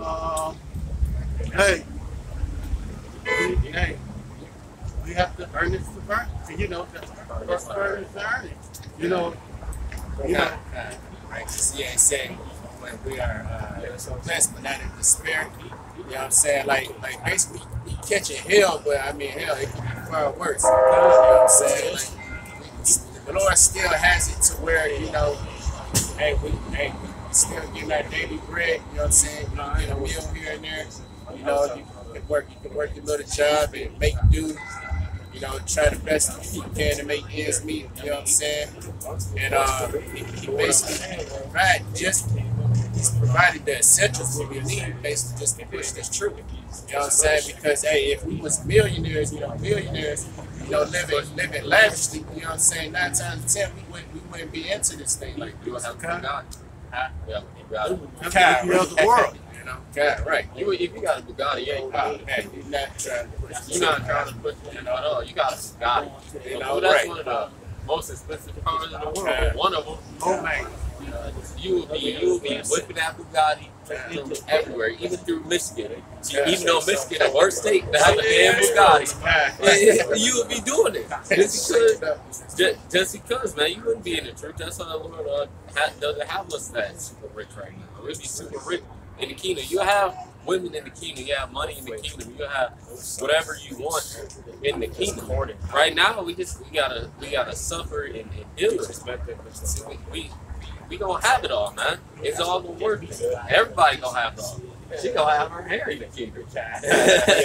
Everybody gonna have everything that they desire, man. That's when you're gonna be able to party, to get to having a fun and a good old time, and like a fun time, man. But right now, Yahushua didn't come to earth to have a fun time.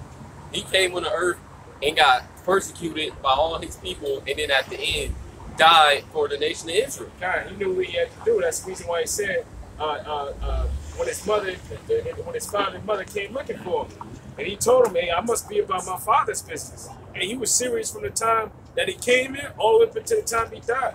I mean, not saying that he never laughed at jokes, because he told jokes before, and he called the two brothers the sons of Zebedee, the sons of thunder, man. So he had a good sense of humor, Hey, he's a chick, so he knew how to crack jokes. He probably had times where he rejoiced. Hey, he had times where he wept, but he knew that he had a job to do. He knew that he had something to do, and he finished it. He had his mind set on his goal.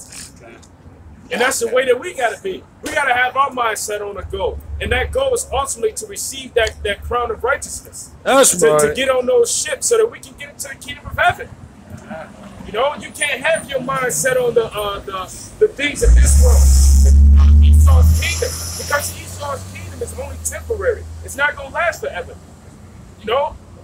That there was a guy that just walked past that said shalom to us, all right? He knows that he's an Israelite, but if his mind is set on Esau's kingdom and not getting out of here, because what he should have did, if you got enough knowledge to say shalom to us and to know that we're Israelites, you should have came out here and heard us, man. But he kept walking up the street. So if that guy, if his mind is set on this kingdom and not on the kingdom of heaven, then he's going to get destroyed with this kingdom. Right. Ashes. This is 2 Timothy 2:20. Where in a great house there are not only vessels of gold and of silver, but also of wood and of earth, and some to honor and some to dishonor.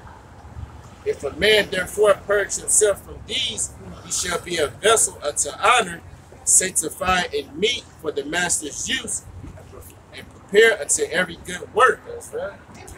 So that's what we desire. We desire to be those gold vessels. Not that wood. I'm saying that's something that's basically undesirable in the eyes of Yahushua. Because hey, wood. There's trees everywhere. Wood come a dime a dozen, but gold. Those are materials. Cherished materials. So that's hard to find. Lord, Lord looking at you like a regular nigga. Like a regular nigga on the block that he just don't kill. You don't want that. You don't want the Lord to look at you like some regular nigga. You want the Lord for him to be pleased with what you do, and it's true. Because what the Lord gonna do with a regular nigga in America? He gonna kill him. He gonna kill him. They gonna come back in the kingdom in their right mind. But you don't want to be a regular nigga in the eyes of Yahushua. Brother from Atlanta said that. He said, I don't want to be a nigga in the eyes of the Lord. Because the Lord looks at Jake as a bunch of niggas. Bunch of niggas in America. Just some dumb Israelites in America. And the Lord is going to kill them. Even the angel told Ezra that. He's like, look, the Lord's going to kill these people. That's right. Don't worry about them. He's going to kill them. They just some regular niggas. Right. The Lord, the angel, through the spirit of power behind outside, the angel told Ezra, these are a bunch of niggas, and he's gonna kill them. Don't worry about it. Don't concern don't put all your strength into worrying about these goddamn niggas, because the Lord's gonna kill them. Ezra was like, the angel was like, I get your compassion for the people, but fuck them, because they not right. They not gonna get right. They don't want to do right. So fuck them. They gotta die. And these Edomites, man, fuck them, man. They just some crackers walking up and down the street, doing lolly dudes living in their la land like they supposed to. That's what fucking just doing whatever they want. Let them do it. Because in the kingdom they gonna be perpetual slaves, and then they just gonna be slaves till they be destroyed. And so fuck them, man. Our job is just preach the word, and to really just fuck everybody if you're not of the elect. And we gonna tell you, man, fuck you if you're not of the elect, man. We hope to be a part of the elect. Because the time to come is it's gonna be, if you're not of the elect, you just gonna be, yeah, that's your ass. Like Apostle Kabar said, you fucked. You fucked in the game, homeboy. Because that's why we give diligence to make our call and election sure to be a part of like the hope. Because we ain't trying to get that blast of fire from Yahweh Shah. Because the nuclear missiles, niggas just think a nuclear missile is bam, you die. Yeah, you just get hit, bam. It's quick death. Nah, the nuclear missile melts through each layer of your skin, man. It's some. Can I grab a precept to back you up? Hey, this is Revelations 14, verse 9. And the third angel followed them, saying with a loud voice, if any man worship the beast in his image and receive his mark in his forehead or in his hand, in his forehead or in his hand, the same shall drink of the wine of the wrath of the Most High, which is poured out without mixture, into the cup of his indignation. And he shall be tormented with fire and brimstone in the presence of the holy angels and in the presence of the Lamb. And the smoke of their torment ascended up forever and ever. And they have no rest day nor night who worship the beast in his image and whosoever receives his mark.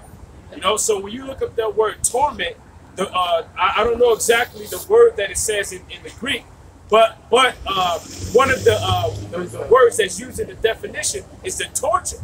So when you get hit with those nuclear flames, the Most High can keep you alive in it to where you feel it, you know, and you're tortured in it. It's not just gonna be an easy, okay, like the brother said, boom, the missile comes and hit, you go, you're in the kingdom. It's not gonna work like that. You're gonna be tormented in it.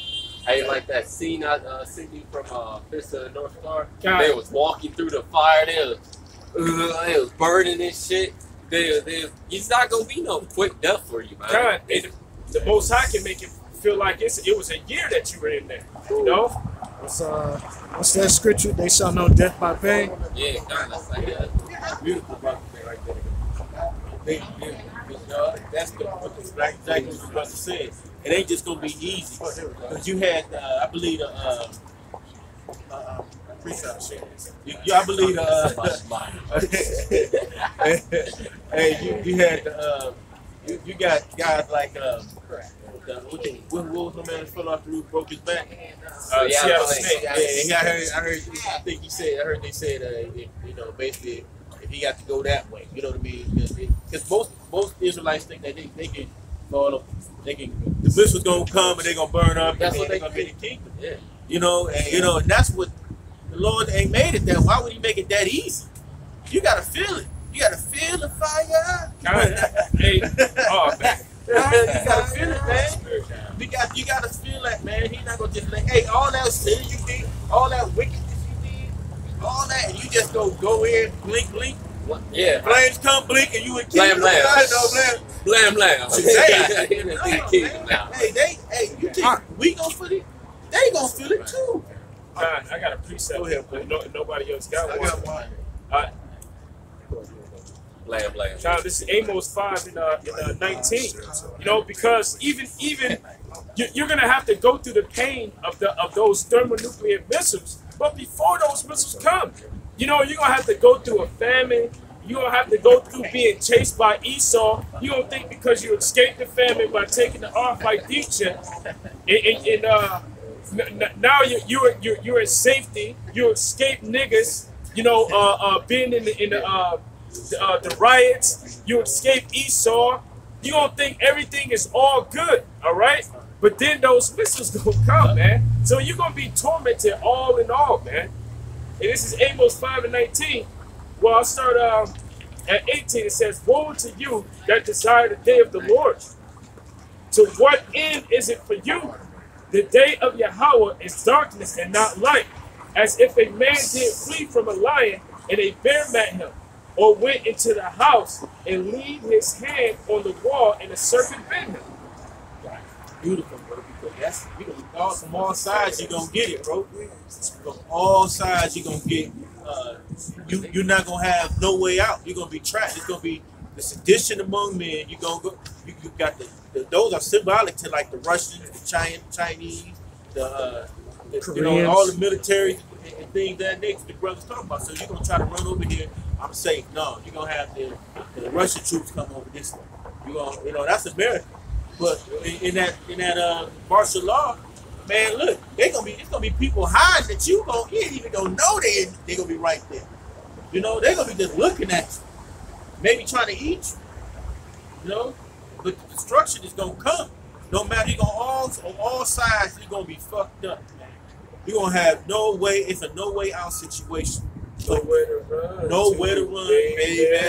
Nowhere to hide. Yep, that's a real song, man. You ain't gonna have no cloak for your sins. The Most High is gonna destroy you. Israelites gonna get it bad, man. Just don't be on a rotisserie grill in the woods. Go see your homeboy on the rotisserie. Spike up his ass.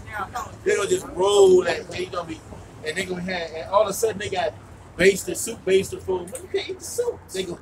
They want that meat. You know what I mean? You know. So, hey, so you know your homeboy, whoever, y'all gonna feel it, man. And when that hunger set in, that belly rumble, that nigga woman gonna split her child in half. You know, oh, man. Yeah. Yeah, I got for sure. She ain't gonna share with her husband. She ain't gonna share with her husband. Matter of fact, she eat him later. She gonna have a big feast with him.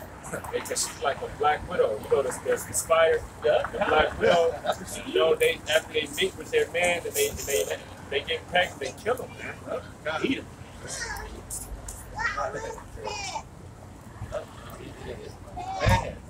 It's bad that our people think Jesus is the way. They think Jesus is the word. Right, Jesus is the word. You know, you're gonna be the word that ain't bring you death. That's the word. That's the word of death. Jesus. Roman J. Israel, right? That's Roman J. Israel Esquire. Right. 2 Peter 3:10. But the day of the Lord will come as a thief in the night, in which the heavens shall pass away with a great noise, and the elements shall melt with a fervent heat, and the earth also with the works that therein shall be burnt up. Seeing then that all these things shall be dissolved, what manner of persons ought ye to be in holy conversation and good godliness? All right, because you gotta deal with the Most High is about to place this place in a big ass frying pan, and what does fire do to a place? It cleans. It's gonna clean. Hey, the dual purpose of that nuclear weapon is to clean the earth and to clean you niggas, you know, and the destruction and because he gonna set forth his promise. You know, everybody talk about the water, the flood, whatever. But he promised there's gonna be fire. That's gonna burn earth. Now, what they do when they perverted that? They said the whole earth was gonna get burnt up. The whole globe was. Well, that's what Esau's trying to do. He's trying to blow up the whole earth. You know. But the Most High only said certain parts of the earth that's gonna get blown up, even though it's still gonna rock to and fro, back and forth. You know. Go ahead, bro. Bring it out. Like on that, you gotta watch that movie, The Day the Earth Called Fire. The Day the Earth Called Fire. It's crazy. It's a good movie. It's the Earth was spinning towards the sun, and it started heating up. Motherfucker was dying. They had to nuke the Earth to hit it back in rotation. Because that's how powerful the nukes are. It's able to shake the Earth, man.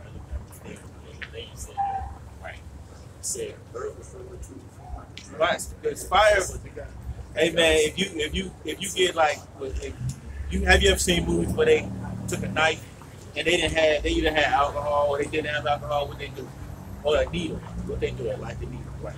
Because they purify and kill anything that was on their metal kind. But you know what I mean. So what you get is gonna dissolve this air that we breathe. Hey, we like the apostle said, we're gonna end up. And we might even, if you breathe the air like in the kingdom now, you might die. You know what I mean? You know, shit. It just drops. Right, because your body is not.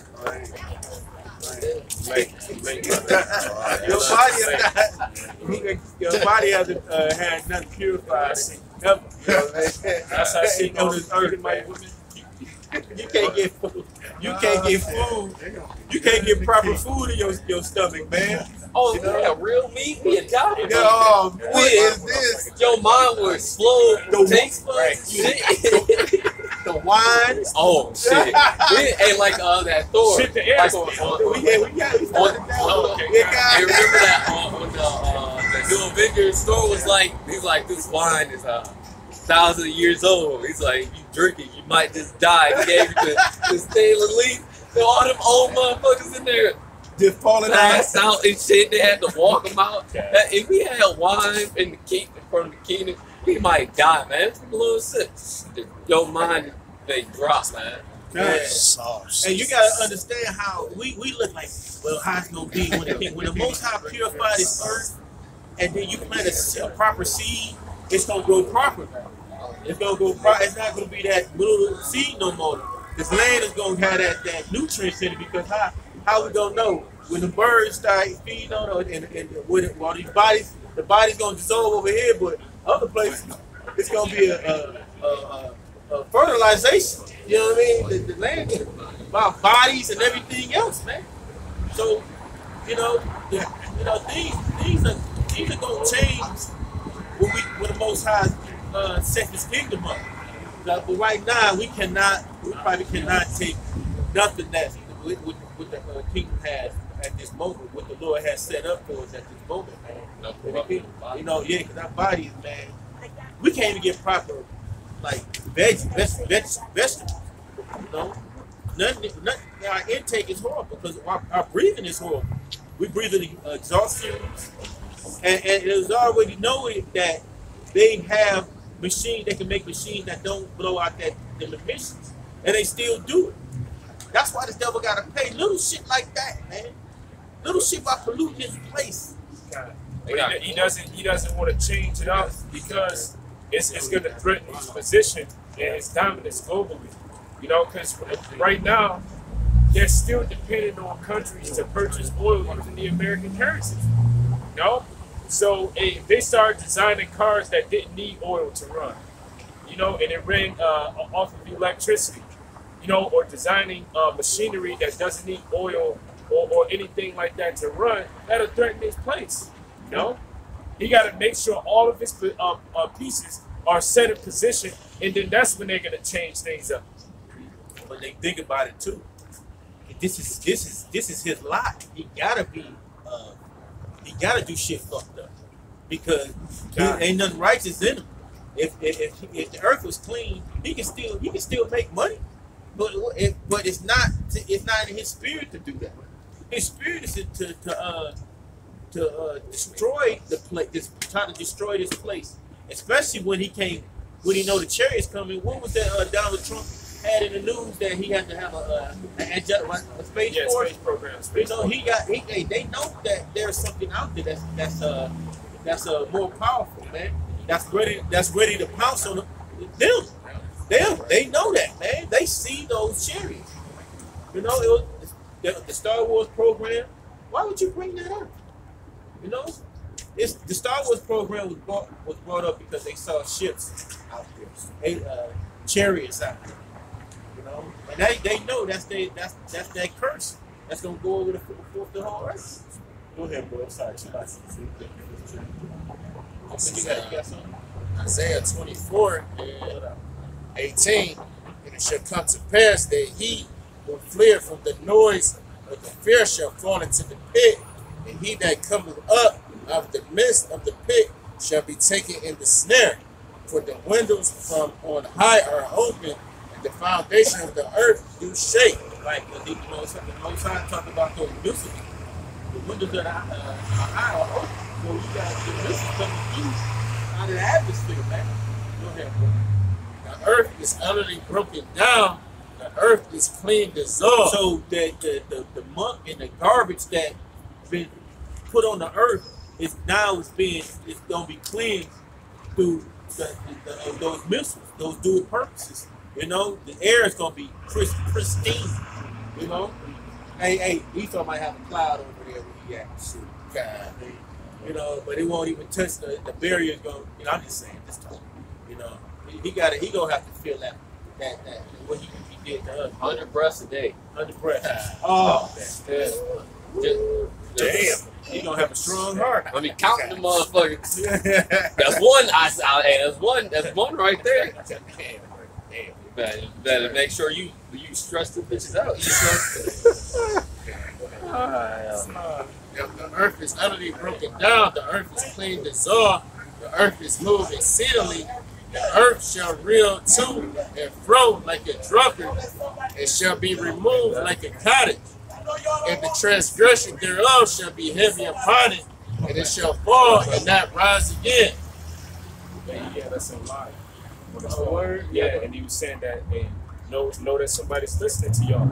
And you know what? That's consolation. I mean, because nobody wants to know that they're doing the work in vain. Ultimately, if nobody else listens to us and we're just prophesying to the wind, we know what the Most High here. We're doing it, you know, ultimately for the Most High to have some form of delight inside of in us, man. You know, but hey, but we're also doing it as well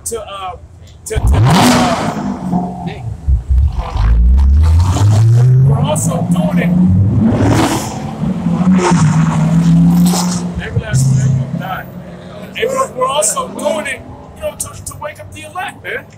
You know, so hey, you gonna have some guys, you know, that hear this message that we're preaching. They might not be prophets, you know, but they just might be believers, you know.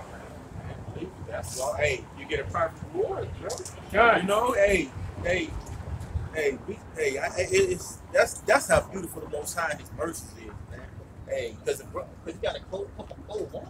God. You get a prophet. You receive a prophet reward. You got more line on that. This is God, but hey, Salakia, hey, the ox said, hey, the unicorn. You know, we don't even know, because you got Nate who made a video talking about a booster program so he can get a jet so he can recover the children of Israel. Tell me where that scripture, where does it say in the scripture that there's going to be a prophet that gets a jet and he's going to fly around the world to recover the children of Israel? And doesn't the scripture tell you in Deuteronomy 28:68 that no man shall redeem me? It says that you shall go into Egypt again by way of ships, and that no man shall buy you. When you look at the word abide, the word there is quanah, which means to recover or to redeem. You follow that with the precept in Isaiah 11:11. It says, and the Lord shall set his hand the second time to recover the children of Israel that are scattered throughout the four corners of the world. And they use that word recover. So he's going to send his son Yahweh Shai. You know, he's going to send his son Yahweh Shai with the angels to go around the four corners of the world to redeem the elect wherever they're scattered. He's not going to use Nate from IUIC, man. So you don't need a jet, all right? All we need is a unicorn to push the word of Yahweh Ba'ashem Yahweh Shai throughout the four corners of the world. That's right. Right.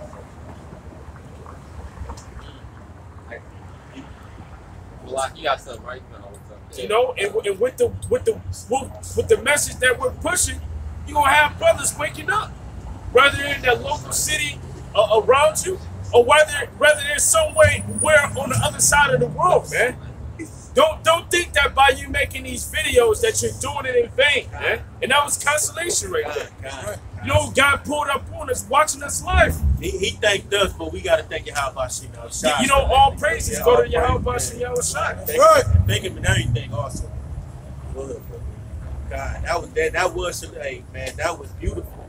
Because when he said it, the brothers were like, you know, I thought he just one of them guys that didn't know what he was talking about who he was. But when he rolled down the one, he gave the brothers, you know, some type of not expectation, but he just solidified, constantly, just to let us know like the work he's doing is not in vain. You know what I mean? He said thank you, but we know it's the spirit of y'all about to sing outside. Because we standing out here, man. You know, because these devils he ran up on us and he was in it, man. Stuff we say, this is what we do. Our actions are righteous in these. They know it's right. Even when Yahweh Shai's actions was righteous. And they still was trying to put Yahweh Shai as he was like he was a criminal or something like that. And that's how these people try to paint us. But the Spirit of the Lord is always with us, man. You know? I'm sorry, you gonna finish yours? And that should be a booster to all of you active spirit that are out there that are making these videos. As much as it was a boost to our spirit. Malak. Dion doesn't have anything.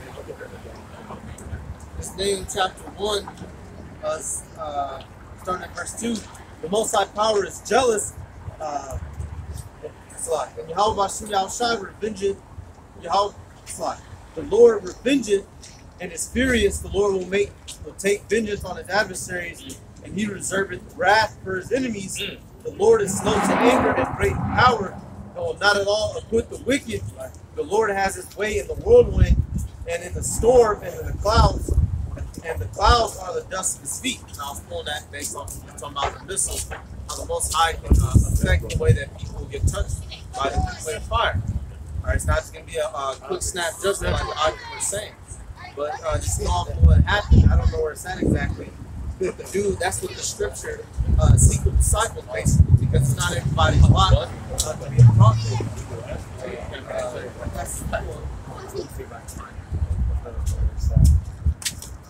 Somebody got something. I got something real quick. Oh yeah, you got it.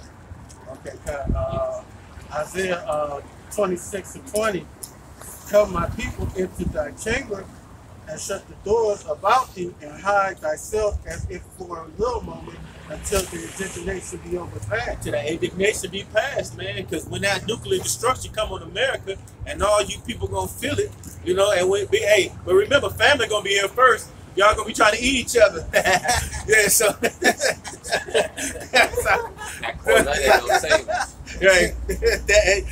That money ain't gonna save you. You're gonna be eating that first. You're gonna be sitting out once. But you got read that again.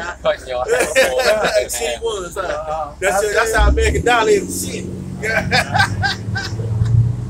Isaiah 26:20.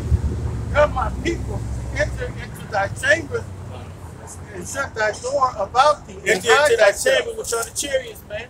Enter into the chamber. The chamber, like Noah was entered into the Lord's chamber when he was in the ark. You know, and he sealed it up, you know, for that indignation with the water that came over. You know what I mean? That was the indignation. That was the Lord's indignation because he destroyed the whole earth, man. You know, at that, he destroyed all life. He's destroyed all every being except 8. Every last human being except 8, and everything else. Actually, everything except them 8. You know what I mean? Yeah. You know, it might have aquatic creatures, but go ahead, bro. And hide thyself for a little moment until the indignation be overpassed. And hide yourself for a little moment, so and hide for the indignation for a moment. So you know, for a moment, you know, because you got to get pushed. We got to get out this atmosphere to get out from that the nuclear destruction. That's what's going to happen. You know, the Most High say, hey, go in them chambers and get the fuck out of here, man. You know, because simultaneously as those missiles coming, the chariots are already going to be snatching brothers up and getting them out of here, man. Them and their families. No sky's going to be filled with them. Hey, what's I got something real quick.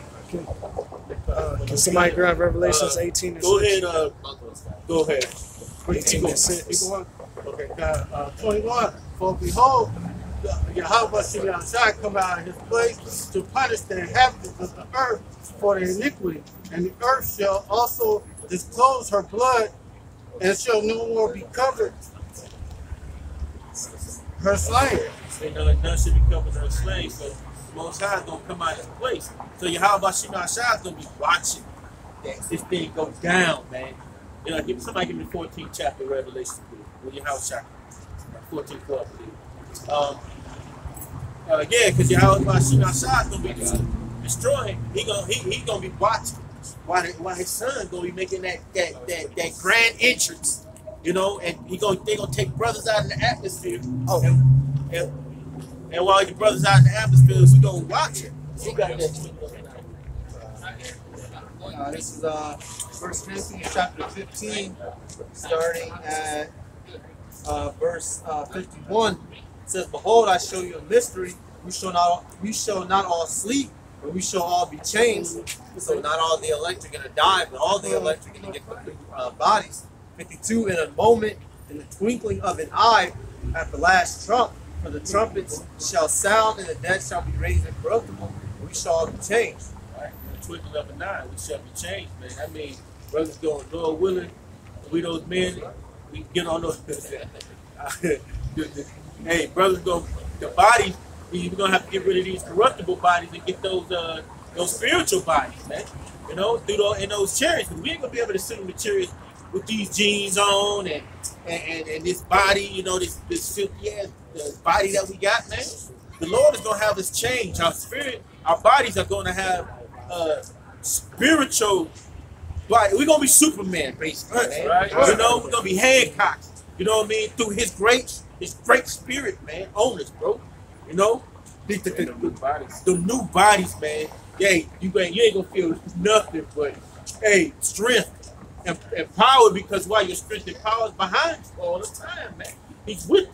You know, you gonna know the work that we did, we gonna choke the shit out of him in the kingdom. Right? Yeah, we gonna be red faced. We go away, yeah. Yeah, so the body's gonna be changed. The time that Yahweh has appointed for us to see that day. All this stuff he said, I will work for work in your day that you think not believe, man. Even though I tell it to you, man. Hey, the work you gonna see, that work that you're gonna be having is gonna be beautiful and spiritual. That things that you have never seen. We've been on this earth so long, feet hurt. I woke up, feet was hurting. I was hopping. My feet was hurting. What? For 20-something years of working in this slave goddamn camp, man. You know, hopping like the ball of my feet. My shit just hurt. I had my manager watching me unload the truck, and my fucking back was killing me. I was like, ugh. Hurt. Brothers' bodies, like young brothers. Manager looking right at you, you can't stop because the motherfucker gonna say something. Right.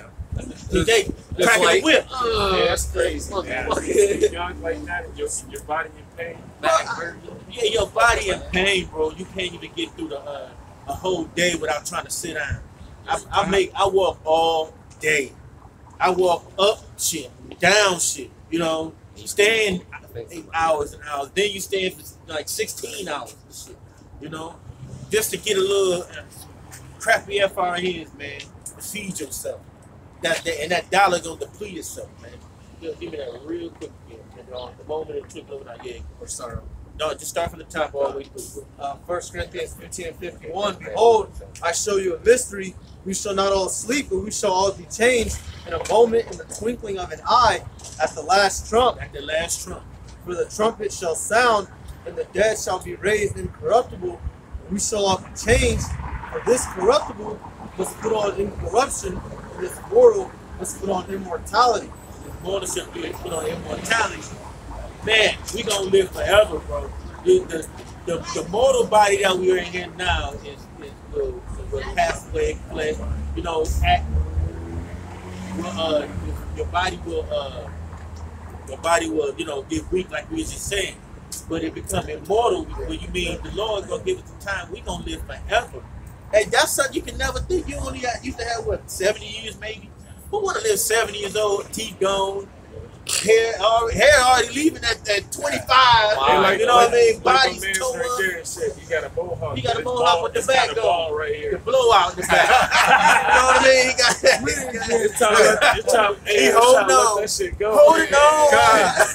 Gotta be strong. Gotta be strong. That shit blew out. He got the blowout in the back. Yeah, he trying to hide shit. You know, and I got the same thing. You know what I mean? So it's not, man. Go ahead, bro. Because it's like we live off of time. Being a Malak song, and we have to go by time. In the kingdom, time is going to be irrelevant. Because we're going to live immortal. You can start painting, like the brother Ricardo Concept from London. You can start a painting 10,000 years later, walk by it in your castle. Oh shit! I ain't even finished this. Let me finish this real quick. I don't even like it. Scrap it. Right. You're gonna be a king, man, a ruler, because we're never gonna die, man. You're gonna be a ruler in the righteousness of Yahweh Shem Yahushua. We're not gonna die in the kingdom, man. We're gonna live forever. You can like that picture of a silver surfer sitting in the heavens, man. Just chilling on his surfboard. That's how we're gonna be in the kingdom, man. You're gonna be right with Yahweh Shem Yahushua, God. Time is going to be irrelevant. Jake, I gotta do this. I gotta do that. I gotta get this done before that. Before this bill hit, I gotta do this. I gotta do that. In the kingdom, you gonna be like, let's go beat this heathen's ass. Let's go take some Moabites. Let's go see what these heathens up to. Let's go visit some brothers and see what y'all shy up to. It's gonna be crazy, man. Every day in the kingdom is gonna be great because in the scripture it says on the right hand of the Most High, blessed evermore. We ain't gonna have to worry about nothing, man, and that's why the reward is so worth it, because time and everything is gonna stand still, because we're gonna have it. We're gonna have it all. It's gonna be fast having women in the kingdom. It's gonna be you gonna be righteous. You gonna have gold. You gonna have silver, and even past that, you gonna have the planets, and you gonna have the understanding of Yahweh Shem Yahushua. It's gonna be. And you're gonna be forever learning. It's gonna be wild, man. It's gonna be I seen the new Pacific Rim, like Leviathan and shit. You gonna know about Leviathan, the other Leviathans. It's gonna be wild, man. And here time comes to an end. Time ain't gonna come to an end in the kingdom of heaven. We got eternity. All right, we're gonna have eons. This is Job 7:1. It says, "Is not there an appointed time to man upon earth? Are not his days also like the days of an hireling?" You know, because our days is full of being servants, man.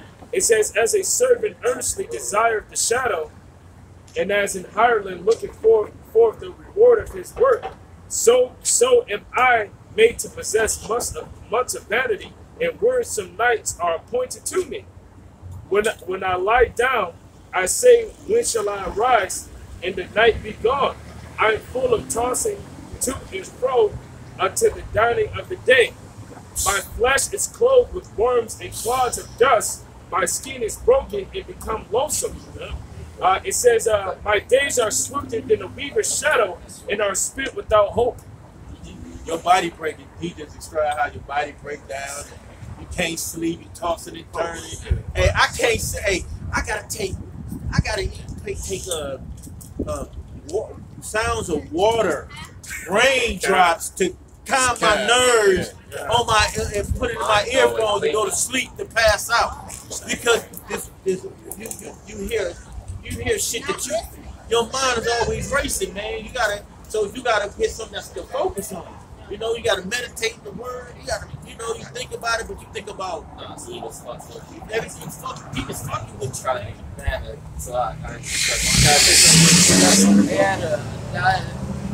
I tried to go to sleep all the other day, and I had work at 4 in the morning, and the whole night I was having demons fucking with me. I was screaming in my dream. Didn't even thought I was screaming in real life. I was like, this fucking demons fucking with you. You can't even sleep right. You just toss and turn it. Like Job said, he tried to sleep, and he said in the night watch, he seen a shadowy figure around him. Is that 14? Let me go down. Yes. This is let me go down. This is verse 11. It says, "Therefore I will not refrain my mouth. I will speak in anguish of my spirit. I will complain in the bitterness of my soul. Am I a seed or a well that thou saidst and watch over me? When I say my bed shall comfort me, my couch shall ease my complaints." So you think you want to go to sleep? Yeah. You know, when you're going through something that's real hard, like say for instance, you get pissed off at work or your woman pisses you off, you're in the spirit to where you just want to go to sleep. So you're like, okay, my bed is about to comfort me from all of the bullshit that I'm going in the world. Or some brothers might fall asleep on the couch, but then when you go to sleep, you have nightmares. So it says, and the word bear means demon. So night demons. We got night demons. Verse 14, it says, "Then thou scarest me with dreams and terrifiest me through visions. so that my soul chooses strangling in death rather than my life. Can't even sleep. Man, one day I was sleeping on the couch, tired as hell. Fucking had because the word nightmare means a night demon. Had a damn, I was like half sleep, half woke. And then like something, I was asleep but half woke. Something was crawling in the damn, what was that, the liver, the dining room. Fucking jumped on me. And I was like half asleep, half woke, so I didn't know what the fuck was going on. So I just like tucked up and I just started praying. I was like, y'all about to be outside. I remember sweating like vehemently, man. And he was fighting demons, man. Can't even go to sleep right. You got demons fucking with your mind and thinking about affliction. That's why we gotta get to the kingdom, man. And we gotta get to the kingdom because brothers deal with demons fucking with them. Spirits actually appearing to them while they trying to sleep. Job said a spirit appeared to him, started talking to him. These are things that we go through in this truth sometimes, man. And it's to try you and refine you because the times come, it's gonna be demons out here in the I want to say in the flesh, but it's gonna be physical, man. You gonna be able to see spirits, Pennywise, the clown, all these different types of demons gonna be running amok out here. And after I seen that movie for like the damn whole week, that damn, you remember that ugly demon? I was like, that's an ugly motherfucker. That motherfucker was showing up in my head and shit. Like, you an ugly motherfucker. I was like, I'm gonna rebuke these Satan, man. You an ugly ass demon, man. Get out of here, man. I'm trying to go to bed. Because them damn spirits, man, they got demons connected to movies. This whole world is a demonic realm. Like that fucking painting over there got a demon face on it. This is the world we live in. We live in Satan's world. So these demons got a rule to do whatever they want. But we got Yahweh Shem Yahushai, and that's our protection. To fight against these spirits, to fight against Satan. Because when you call upon that name, Satan has to leave you alone. He has to go away. But we just gotta endure these. Part of the elect. Yeah, kind of. Because some niggas they'll call upon the name of Yahushai, you know, like the sons of Siva. And that demon will whoop their ass, man. Sorry, hitting them with overhands and shit. Beating them out their clothes. And the spirits ain't no joke, man. You gotta make sure your ways are clean before Yahweh Shem Yahushai. You know, you gotta make sure that you repent.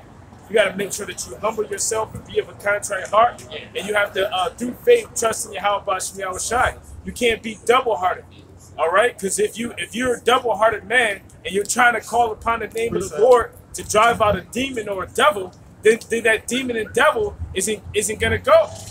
You know? It ain't going to do nothing but fuck with you more and more. Right.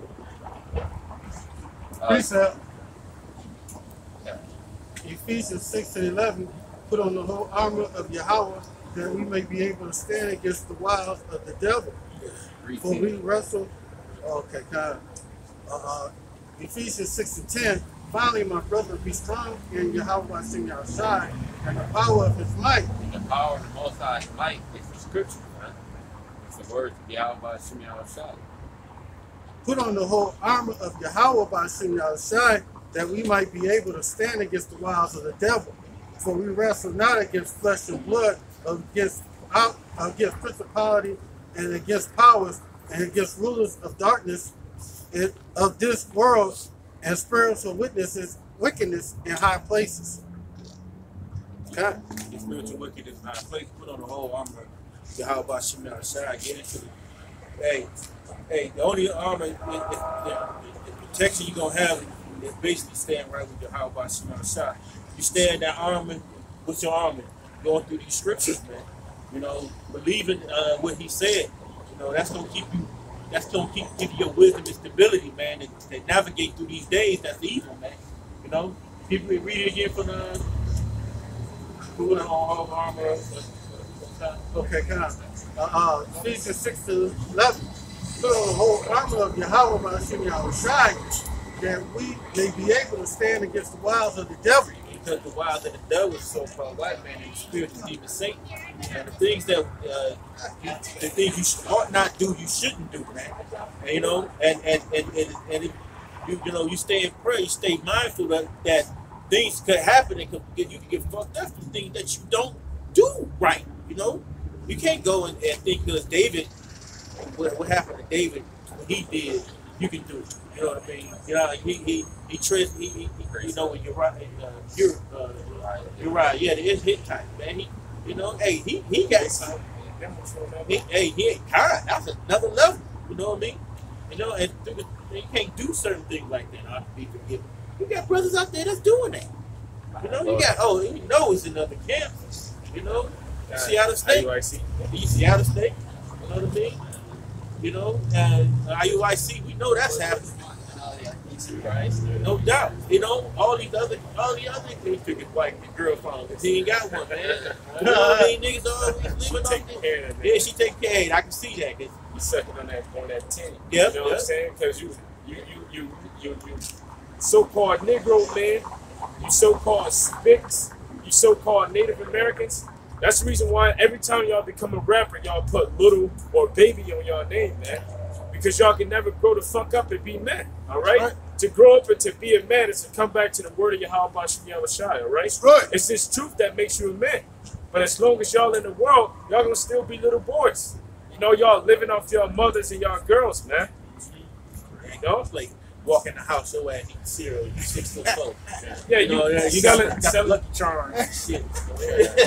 You selling dope. You know what I'm saying? You got the new Challenger, the new Corvette, but you living in your mother's basement and shit. You know what I'm saying? Ain't giving her shit. Walk around in your box. And you 29. 29 and shit. 29. Or they ain't got no job. They sitting around there smoking up all her Newports. Exactly. You know, rolling up weed. You know, getting high and playing 2K on PlayStation 4. And content. Hey, I remember seeing this shit where a girl ran into a dude. He was living in a storage shelter. So fucking what? He was paying for that storage shelter. You know what I mean? God damn it. And the bitch tripping on him. They always want to film. They fucked up when they gave niggas cameras. And live. Oh, you thinking you got this car, but you living in the storage shelter. Bitch, you wasn't saying that when he was taking your ass out to Benny Hanna's, when he was taking your ass out and he was buying you clothes and shit. Now you want to clown the guy because he's living in the storage shelter. Oh, fucking well. At least he's not living in his brother's crib or trying to live off you. Exactly. You know, I wouldn't even want a bitch to try to take care of me and do shit because they try to hold it over your head. They try to control you and try to make you do what they want you to do. Well, ain't no bitch about to control me, man. That's right. Right. No? You ain't about to put no leash around me, all right? They do that. They can give them an inch. They gonna take a galaxy. This is Romans 8 and 34. Who is verse 35? Who shall separate us from the love of the Mashiach? Shall tribulation or distress or persecution or famine or nakedness or perils or sword? As it is written, for thy sake we are killed all the day long. We are accounted as sheep for the slaughter. The Lord was always pointed out, man. Because they always came with a message that niggas didn't like. You know what I mean? They killed the prophets all day long. You know, but who gonna separate us? If we stay content with how about shots, we're good. Because that's what the scriptures say. The scriptures say, don't worry about who can kill a body, but kill the body who can fear the one who can kill the body and soul in hell, man. You know, so you gotta worry about Yahweh shot. You know, that's why we still gotta be out here on the highways and byways doing this work. We don't know what day some foolishness might come out here and then they'll lock us up for whooping somebody's ass, or somebody had a gun and we standing by here, or like one time when we was out here years ago in this same spot, it was like the Tigers game, you know, open a day. It's just like what day is that? Like last week? No, like the day, like St. Patrick's Day. These niggas, it's just like it's St. Patrick's Day. They done twice. They like that. So the girl came in. They started messing with us. They was drunk, had cups in their hand, stepping on our signs. Yeah, stepping on our stuff, walking up on us. And one of the girl walked by me, but you know and she walked by the sign. They came on our side, assaulting us. Exactly. Yeah, she is. That's an assault. You know. Yeah. And it tripped her. She walked backwards and hit the back of the sign and it tripped her. And then, guess who it looked like pushed her? God, so yeah, Edomite being coming out of nowhere trying to come to her defense. Yeah. But then you had some Jakes that came to our defense. Yeah. You know, we didn't even know the guys. No, man. never seen him again. I guarantee that. Never seen him again. You know. I got one, man.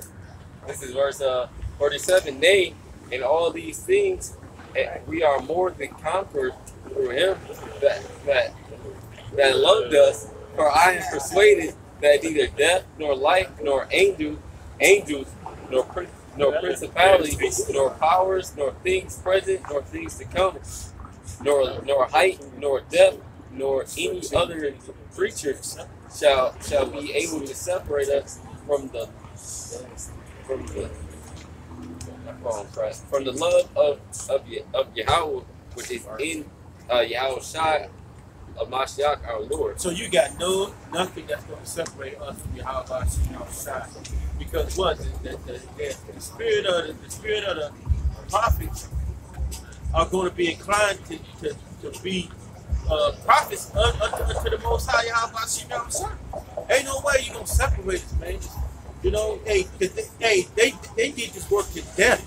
If you die for this work, man, the Most High, hey, he has to be with you, because you won't give it up.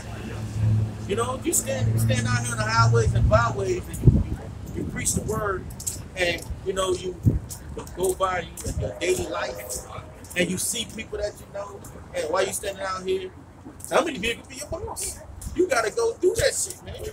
They be bugging out about that. Oh, somebody I knew was out there. I just see people from school walk by. They don't even remember the shit. The Most High can make it to where you're like Joseph in Egypt. They don't even your family or them people don't even recognize who you are. Right? You know, because I know I've seen plenty of people from the job where I work. And they just walked right past, didn't even recognize me.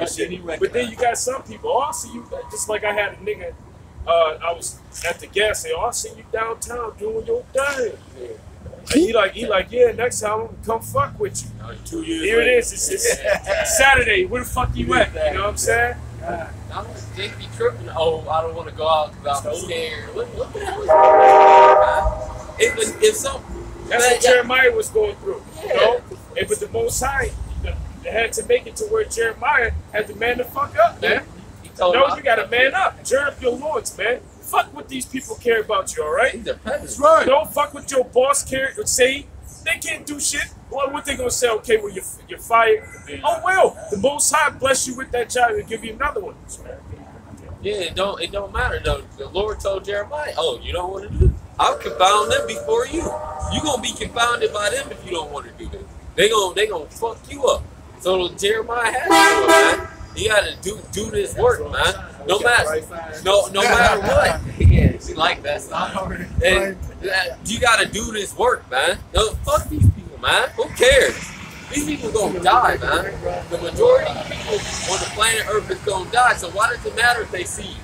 Oh, so somebody. Oh, my mom see me out here. My dad see me out here. Who the fuck cares, man? Who's more important, your mama or Yahweh Shimi Al-Shai? Jake got their priorities all fucked up. They rather care, oh, my girl see me down here. Who the fuck cares, man? Who cares? Just do the work. I can't come out on the highways and hedges.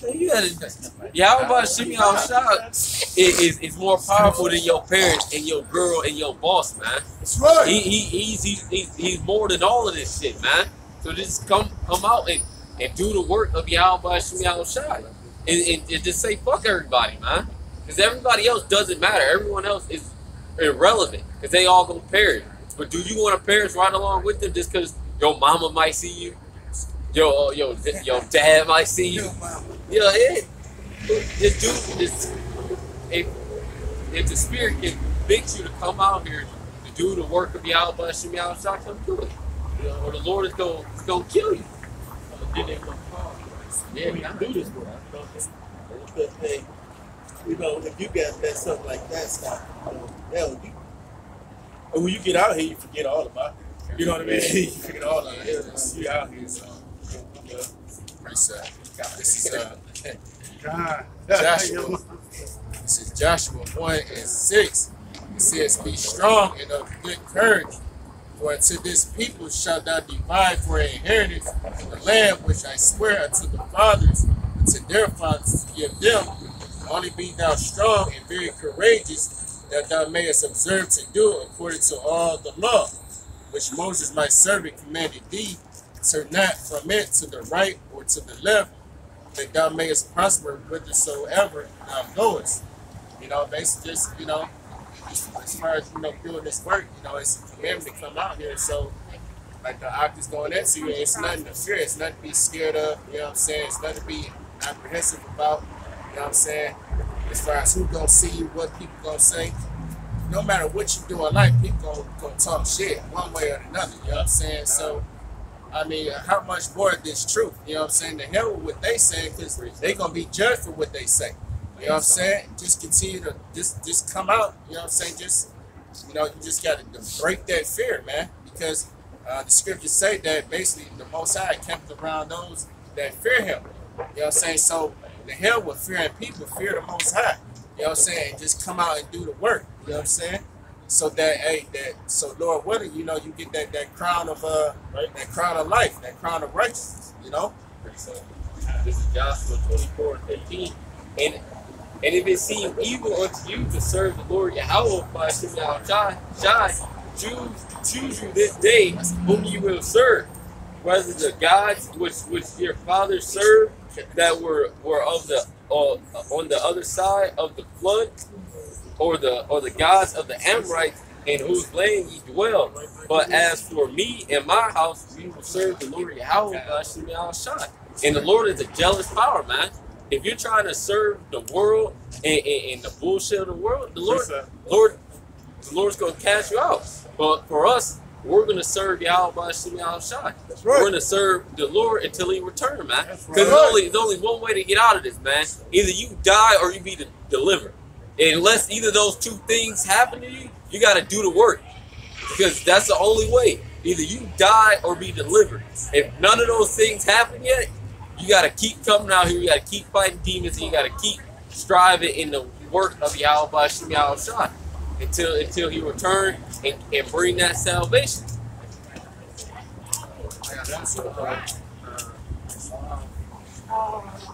Isaiah chapter 50, verse 7.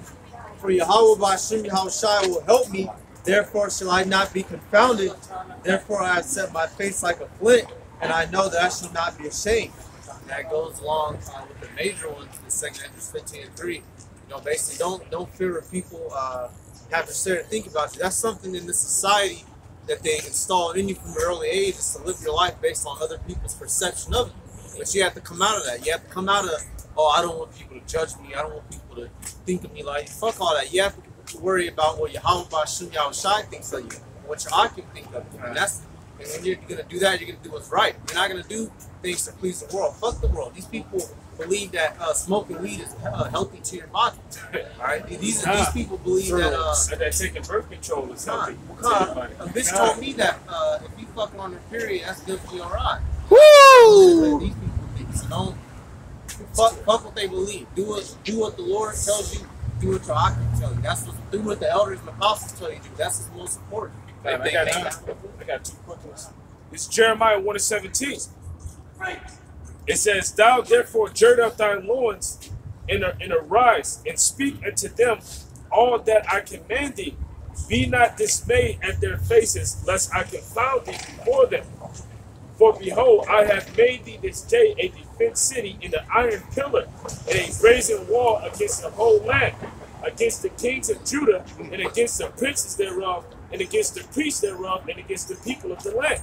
And they shall fight against thee, but they shall not prevail against thee, for I am with thee, saith Yahweh, to deliver thee." You know, so hey, you can't be concerned about how your people feel about you, or how your boss feels, or how anybody else feel about you. And they're going to fight against you, but they can't prevail against you. You know, because the Most High is with you. You know, so the Most High can deliver you out of pretty much whatever situation you're in, right? You just got to have faith. It's another one. This is Ezekiel 3:8. Well, I'll start at verse 7. It says, "But the house of Israel will not hearken unto thee, for they will not hearken unto me. For all the house of Israel are impudent and hard-hearted, which means hard-headed. All right. It says, as an adamant harder than flint have I made thy forehead.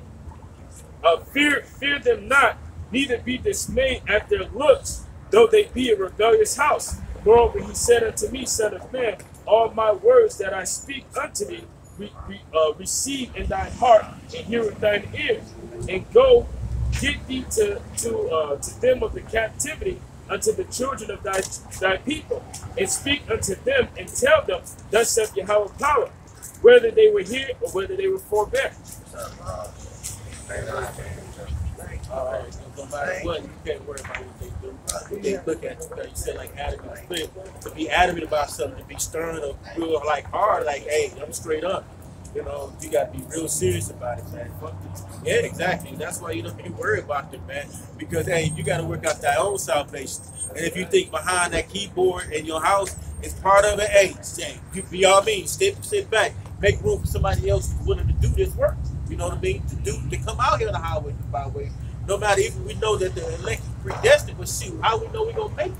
You know, how do we know? See, we try to make our call election sure by being diligent about doing this work. Sitting out here in the cold where the snow is at, when your fingers get numb, your brothers just warming up, you know, just going to get tea, going, you know, just try to, you know, stay out here. But it's only a light affliction. It's rare, it's very light, man. It's just to be out here a few hours to afflict your body for your how about shot. He don't even ask that much that you do his will. You know, just stay away from somebody else, woman, etc. If you don't want somebody to do it to you, don't do it to them. Basically, and that's all in a nutshell. And do what he say. You know, because hey, don't eat shit that's gonna fuck you up. Pork gonna put a worm in your body. That's gonna give you some type of you break down your body. You know, you got people on YouTube that they ate pork so much that shit out of damn worms that came out their body. You know, in the third world countries, you know, you can't say that shit is clean. But if you take a piece of pork and pour Pepsi or Coke on it, this shit gonna come out of there, man. You know, even all these animals defiled any goddamn. We ain't worried about that. We worried about our salvation. You know, we gotta work it out. All right, good. Ephesians 6:13. Wherefore take on you the whole armor of Yahweh, that ye may be able to stand the evil day, having done all to stand. That y'all haven't done all to stand. Hey, we just had some moments go by.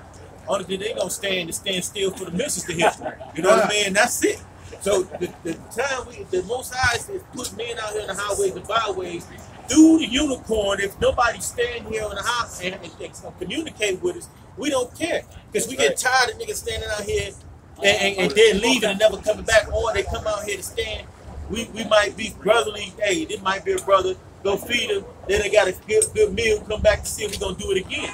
Hey, it's time for this. All time's out for that playtime, man. There's no time for that bullshit, man.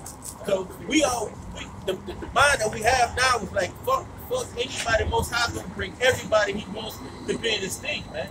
You know, we got brothers around the whole globe, man. This ain't it. We got brothers that ain't woke up yet. You got people that's about to hear the name today and say that's it. You know, that's it. I've been, you know, and it's gonna hit their spirit. You know, that's what happened to me. Not trying to say like that, but that's what happened to me. When I heard the name, that was it. There was no doubt about that name. You know, he gonna destroy this place.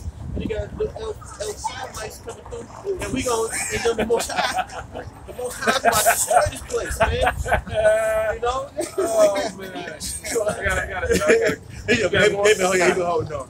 Keep going, bro. Okay, Verse 14. Stand therefore, having your loins girt about with truth, and having on the breastplate of righteousness.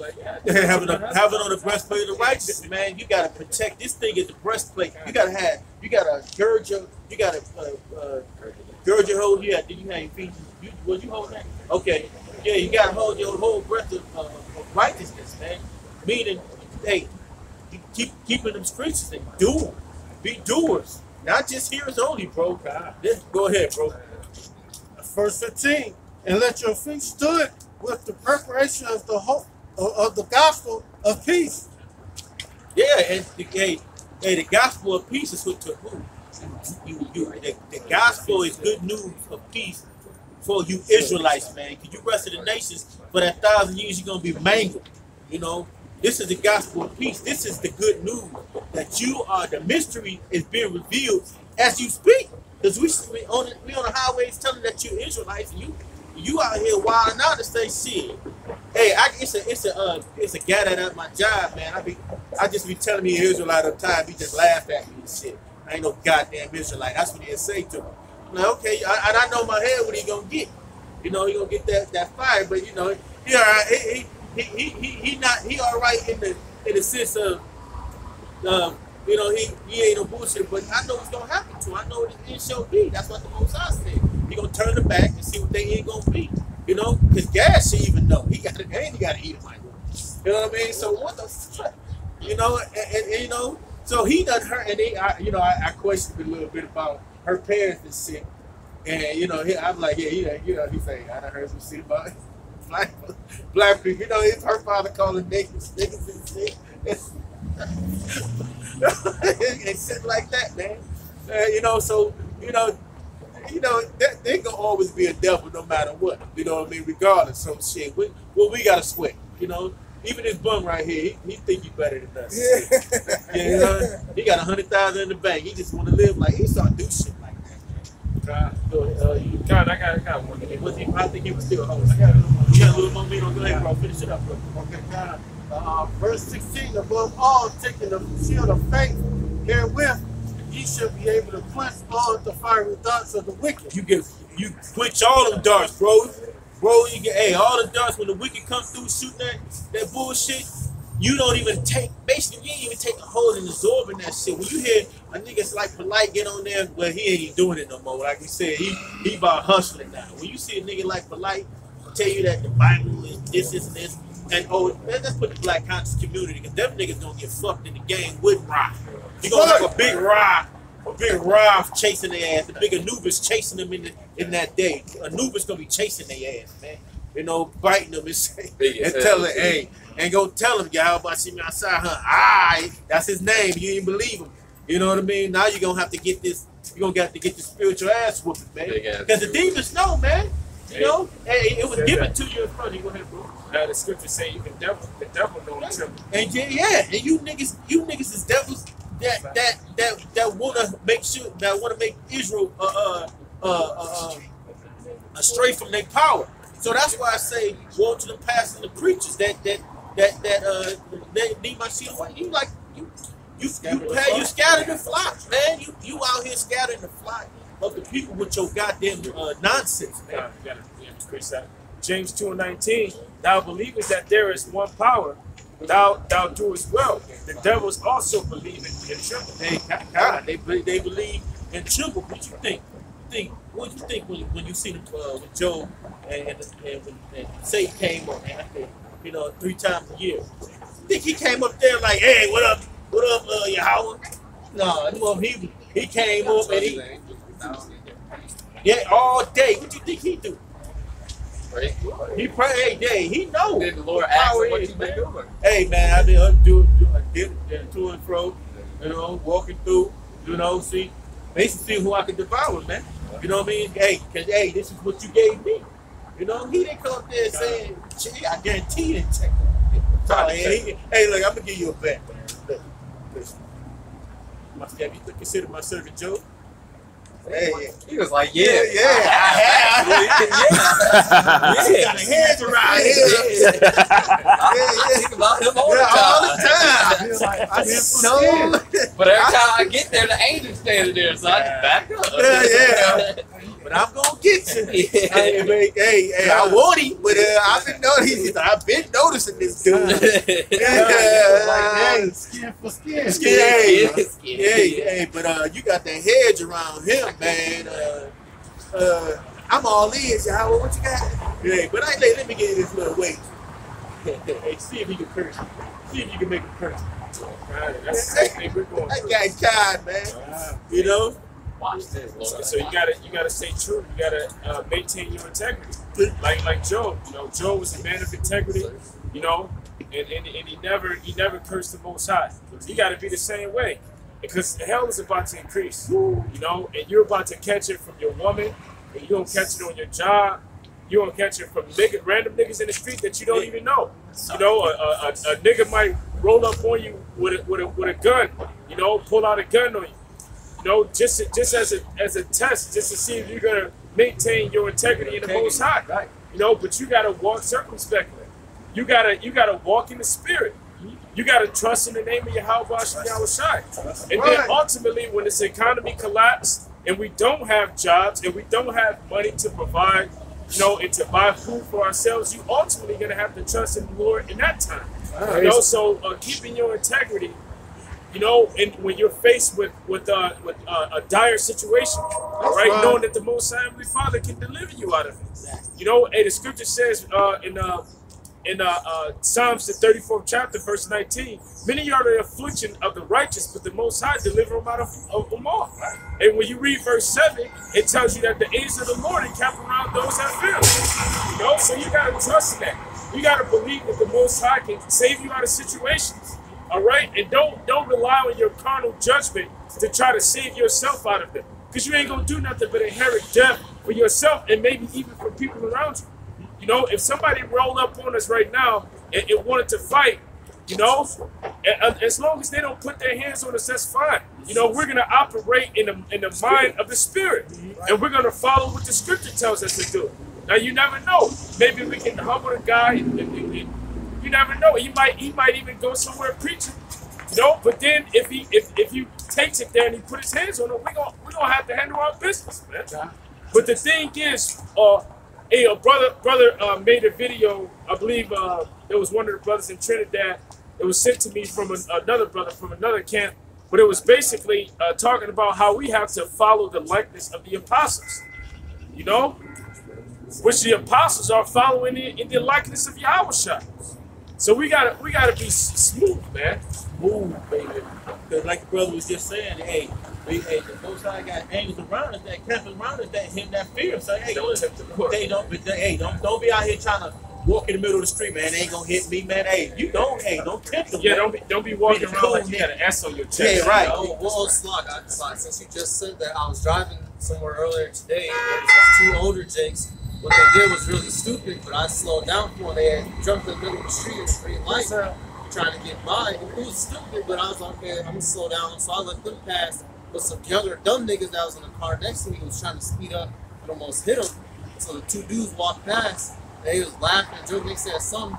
And the old, I think they was like, you supposed to slow down. And the old, it was two young cats. They was like, what you say, bitch ass niggas? And they rolled down their windows. They looked like they was gonna hop out the car and attack their ass. But I was thinking, in situations like that, you just be quiet, just keep it moving. You agree with your adversaries quickly, you know what I mean? Because them young cats, they could have hopped out with some pop, got back in. That's your favorite scripture. That's Sirach, the 8th chapter, verse 16.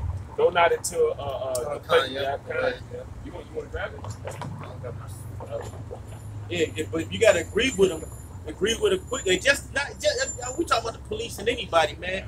Just give it to them, man. Hey, like the brother say, just hey, shit, you know, and let them go, man. You know, hey, it is what it is because the Lord is about to mangle all our people that turn their back on us. You know what I mean? Right. He gonna mangle them, man. That's right. Our power that's in heaven is, hey, we got put on slave ship to you to do this, to turn your back on us. Hey, the Lord is about to destroy this place. But she was garbage.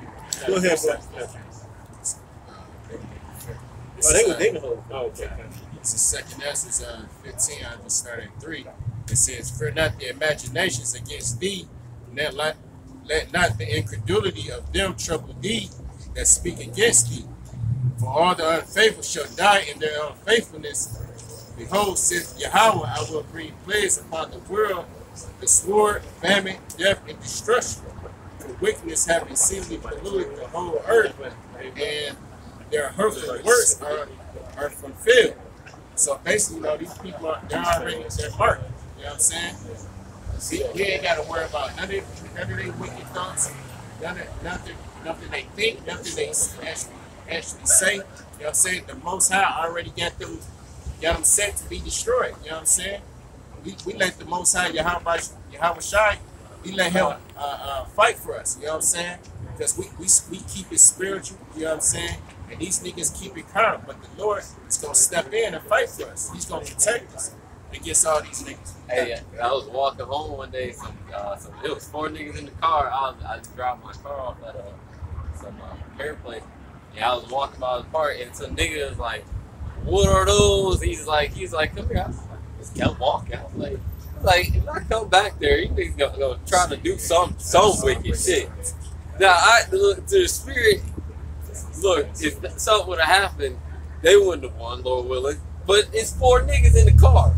I'm just keep walking. I'm just keep.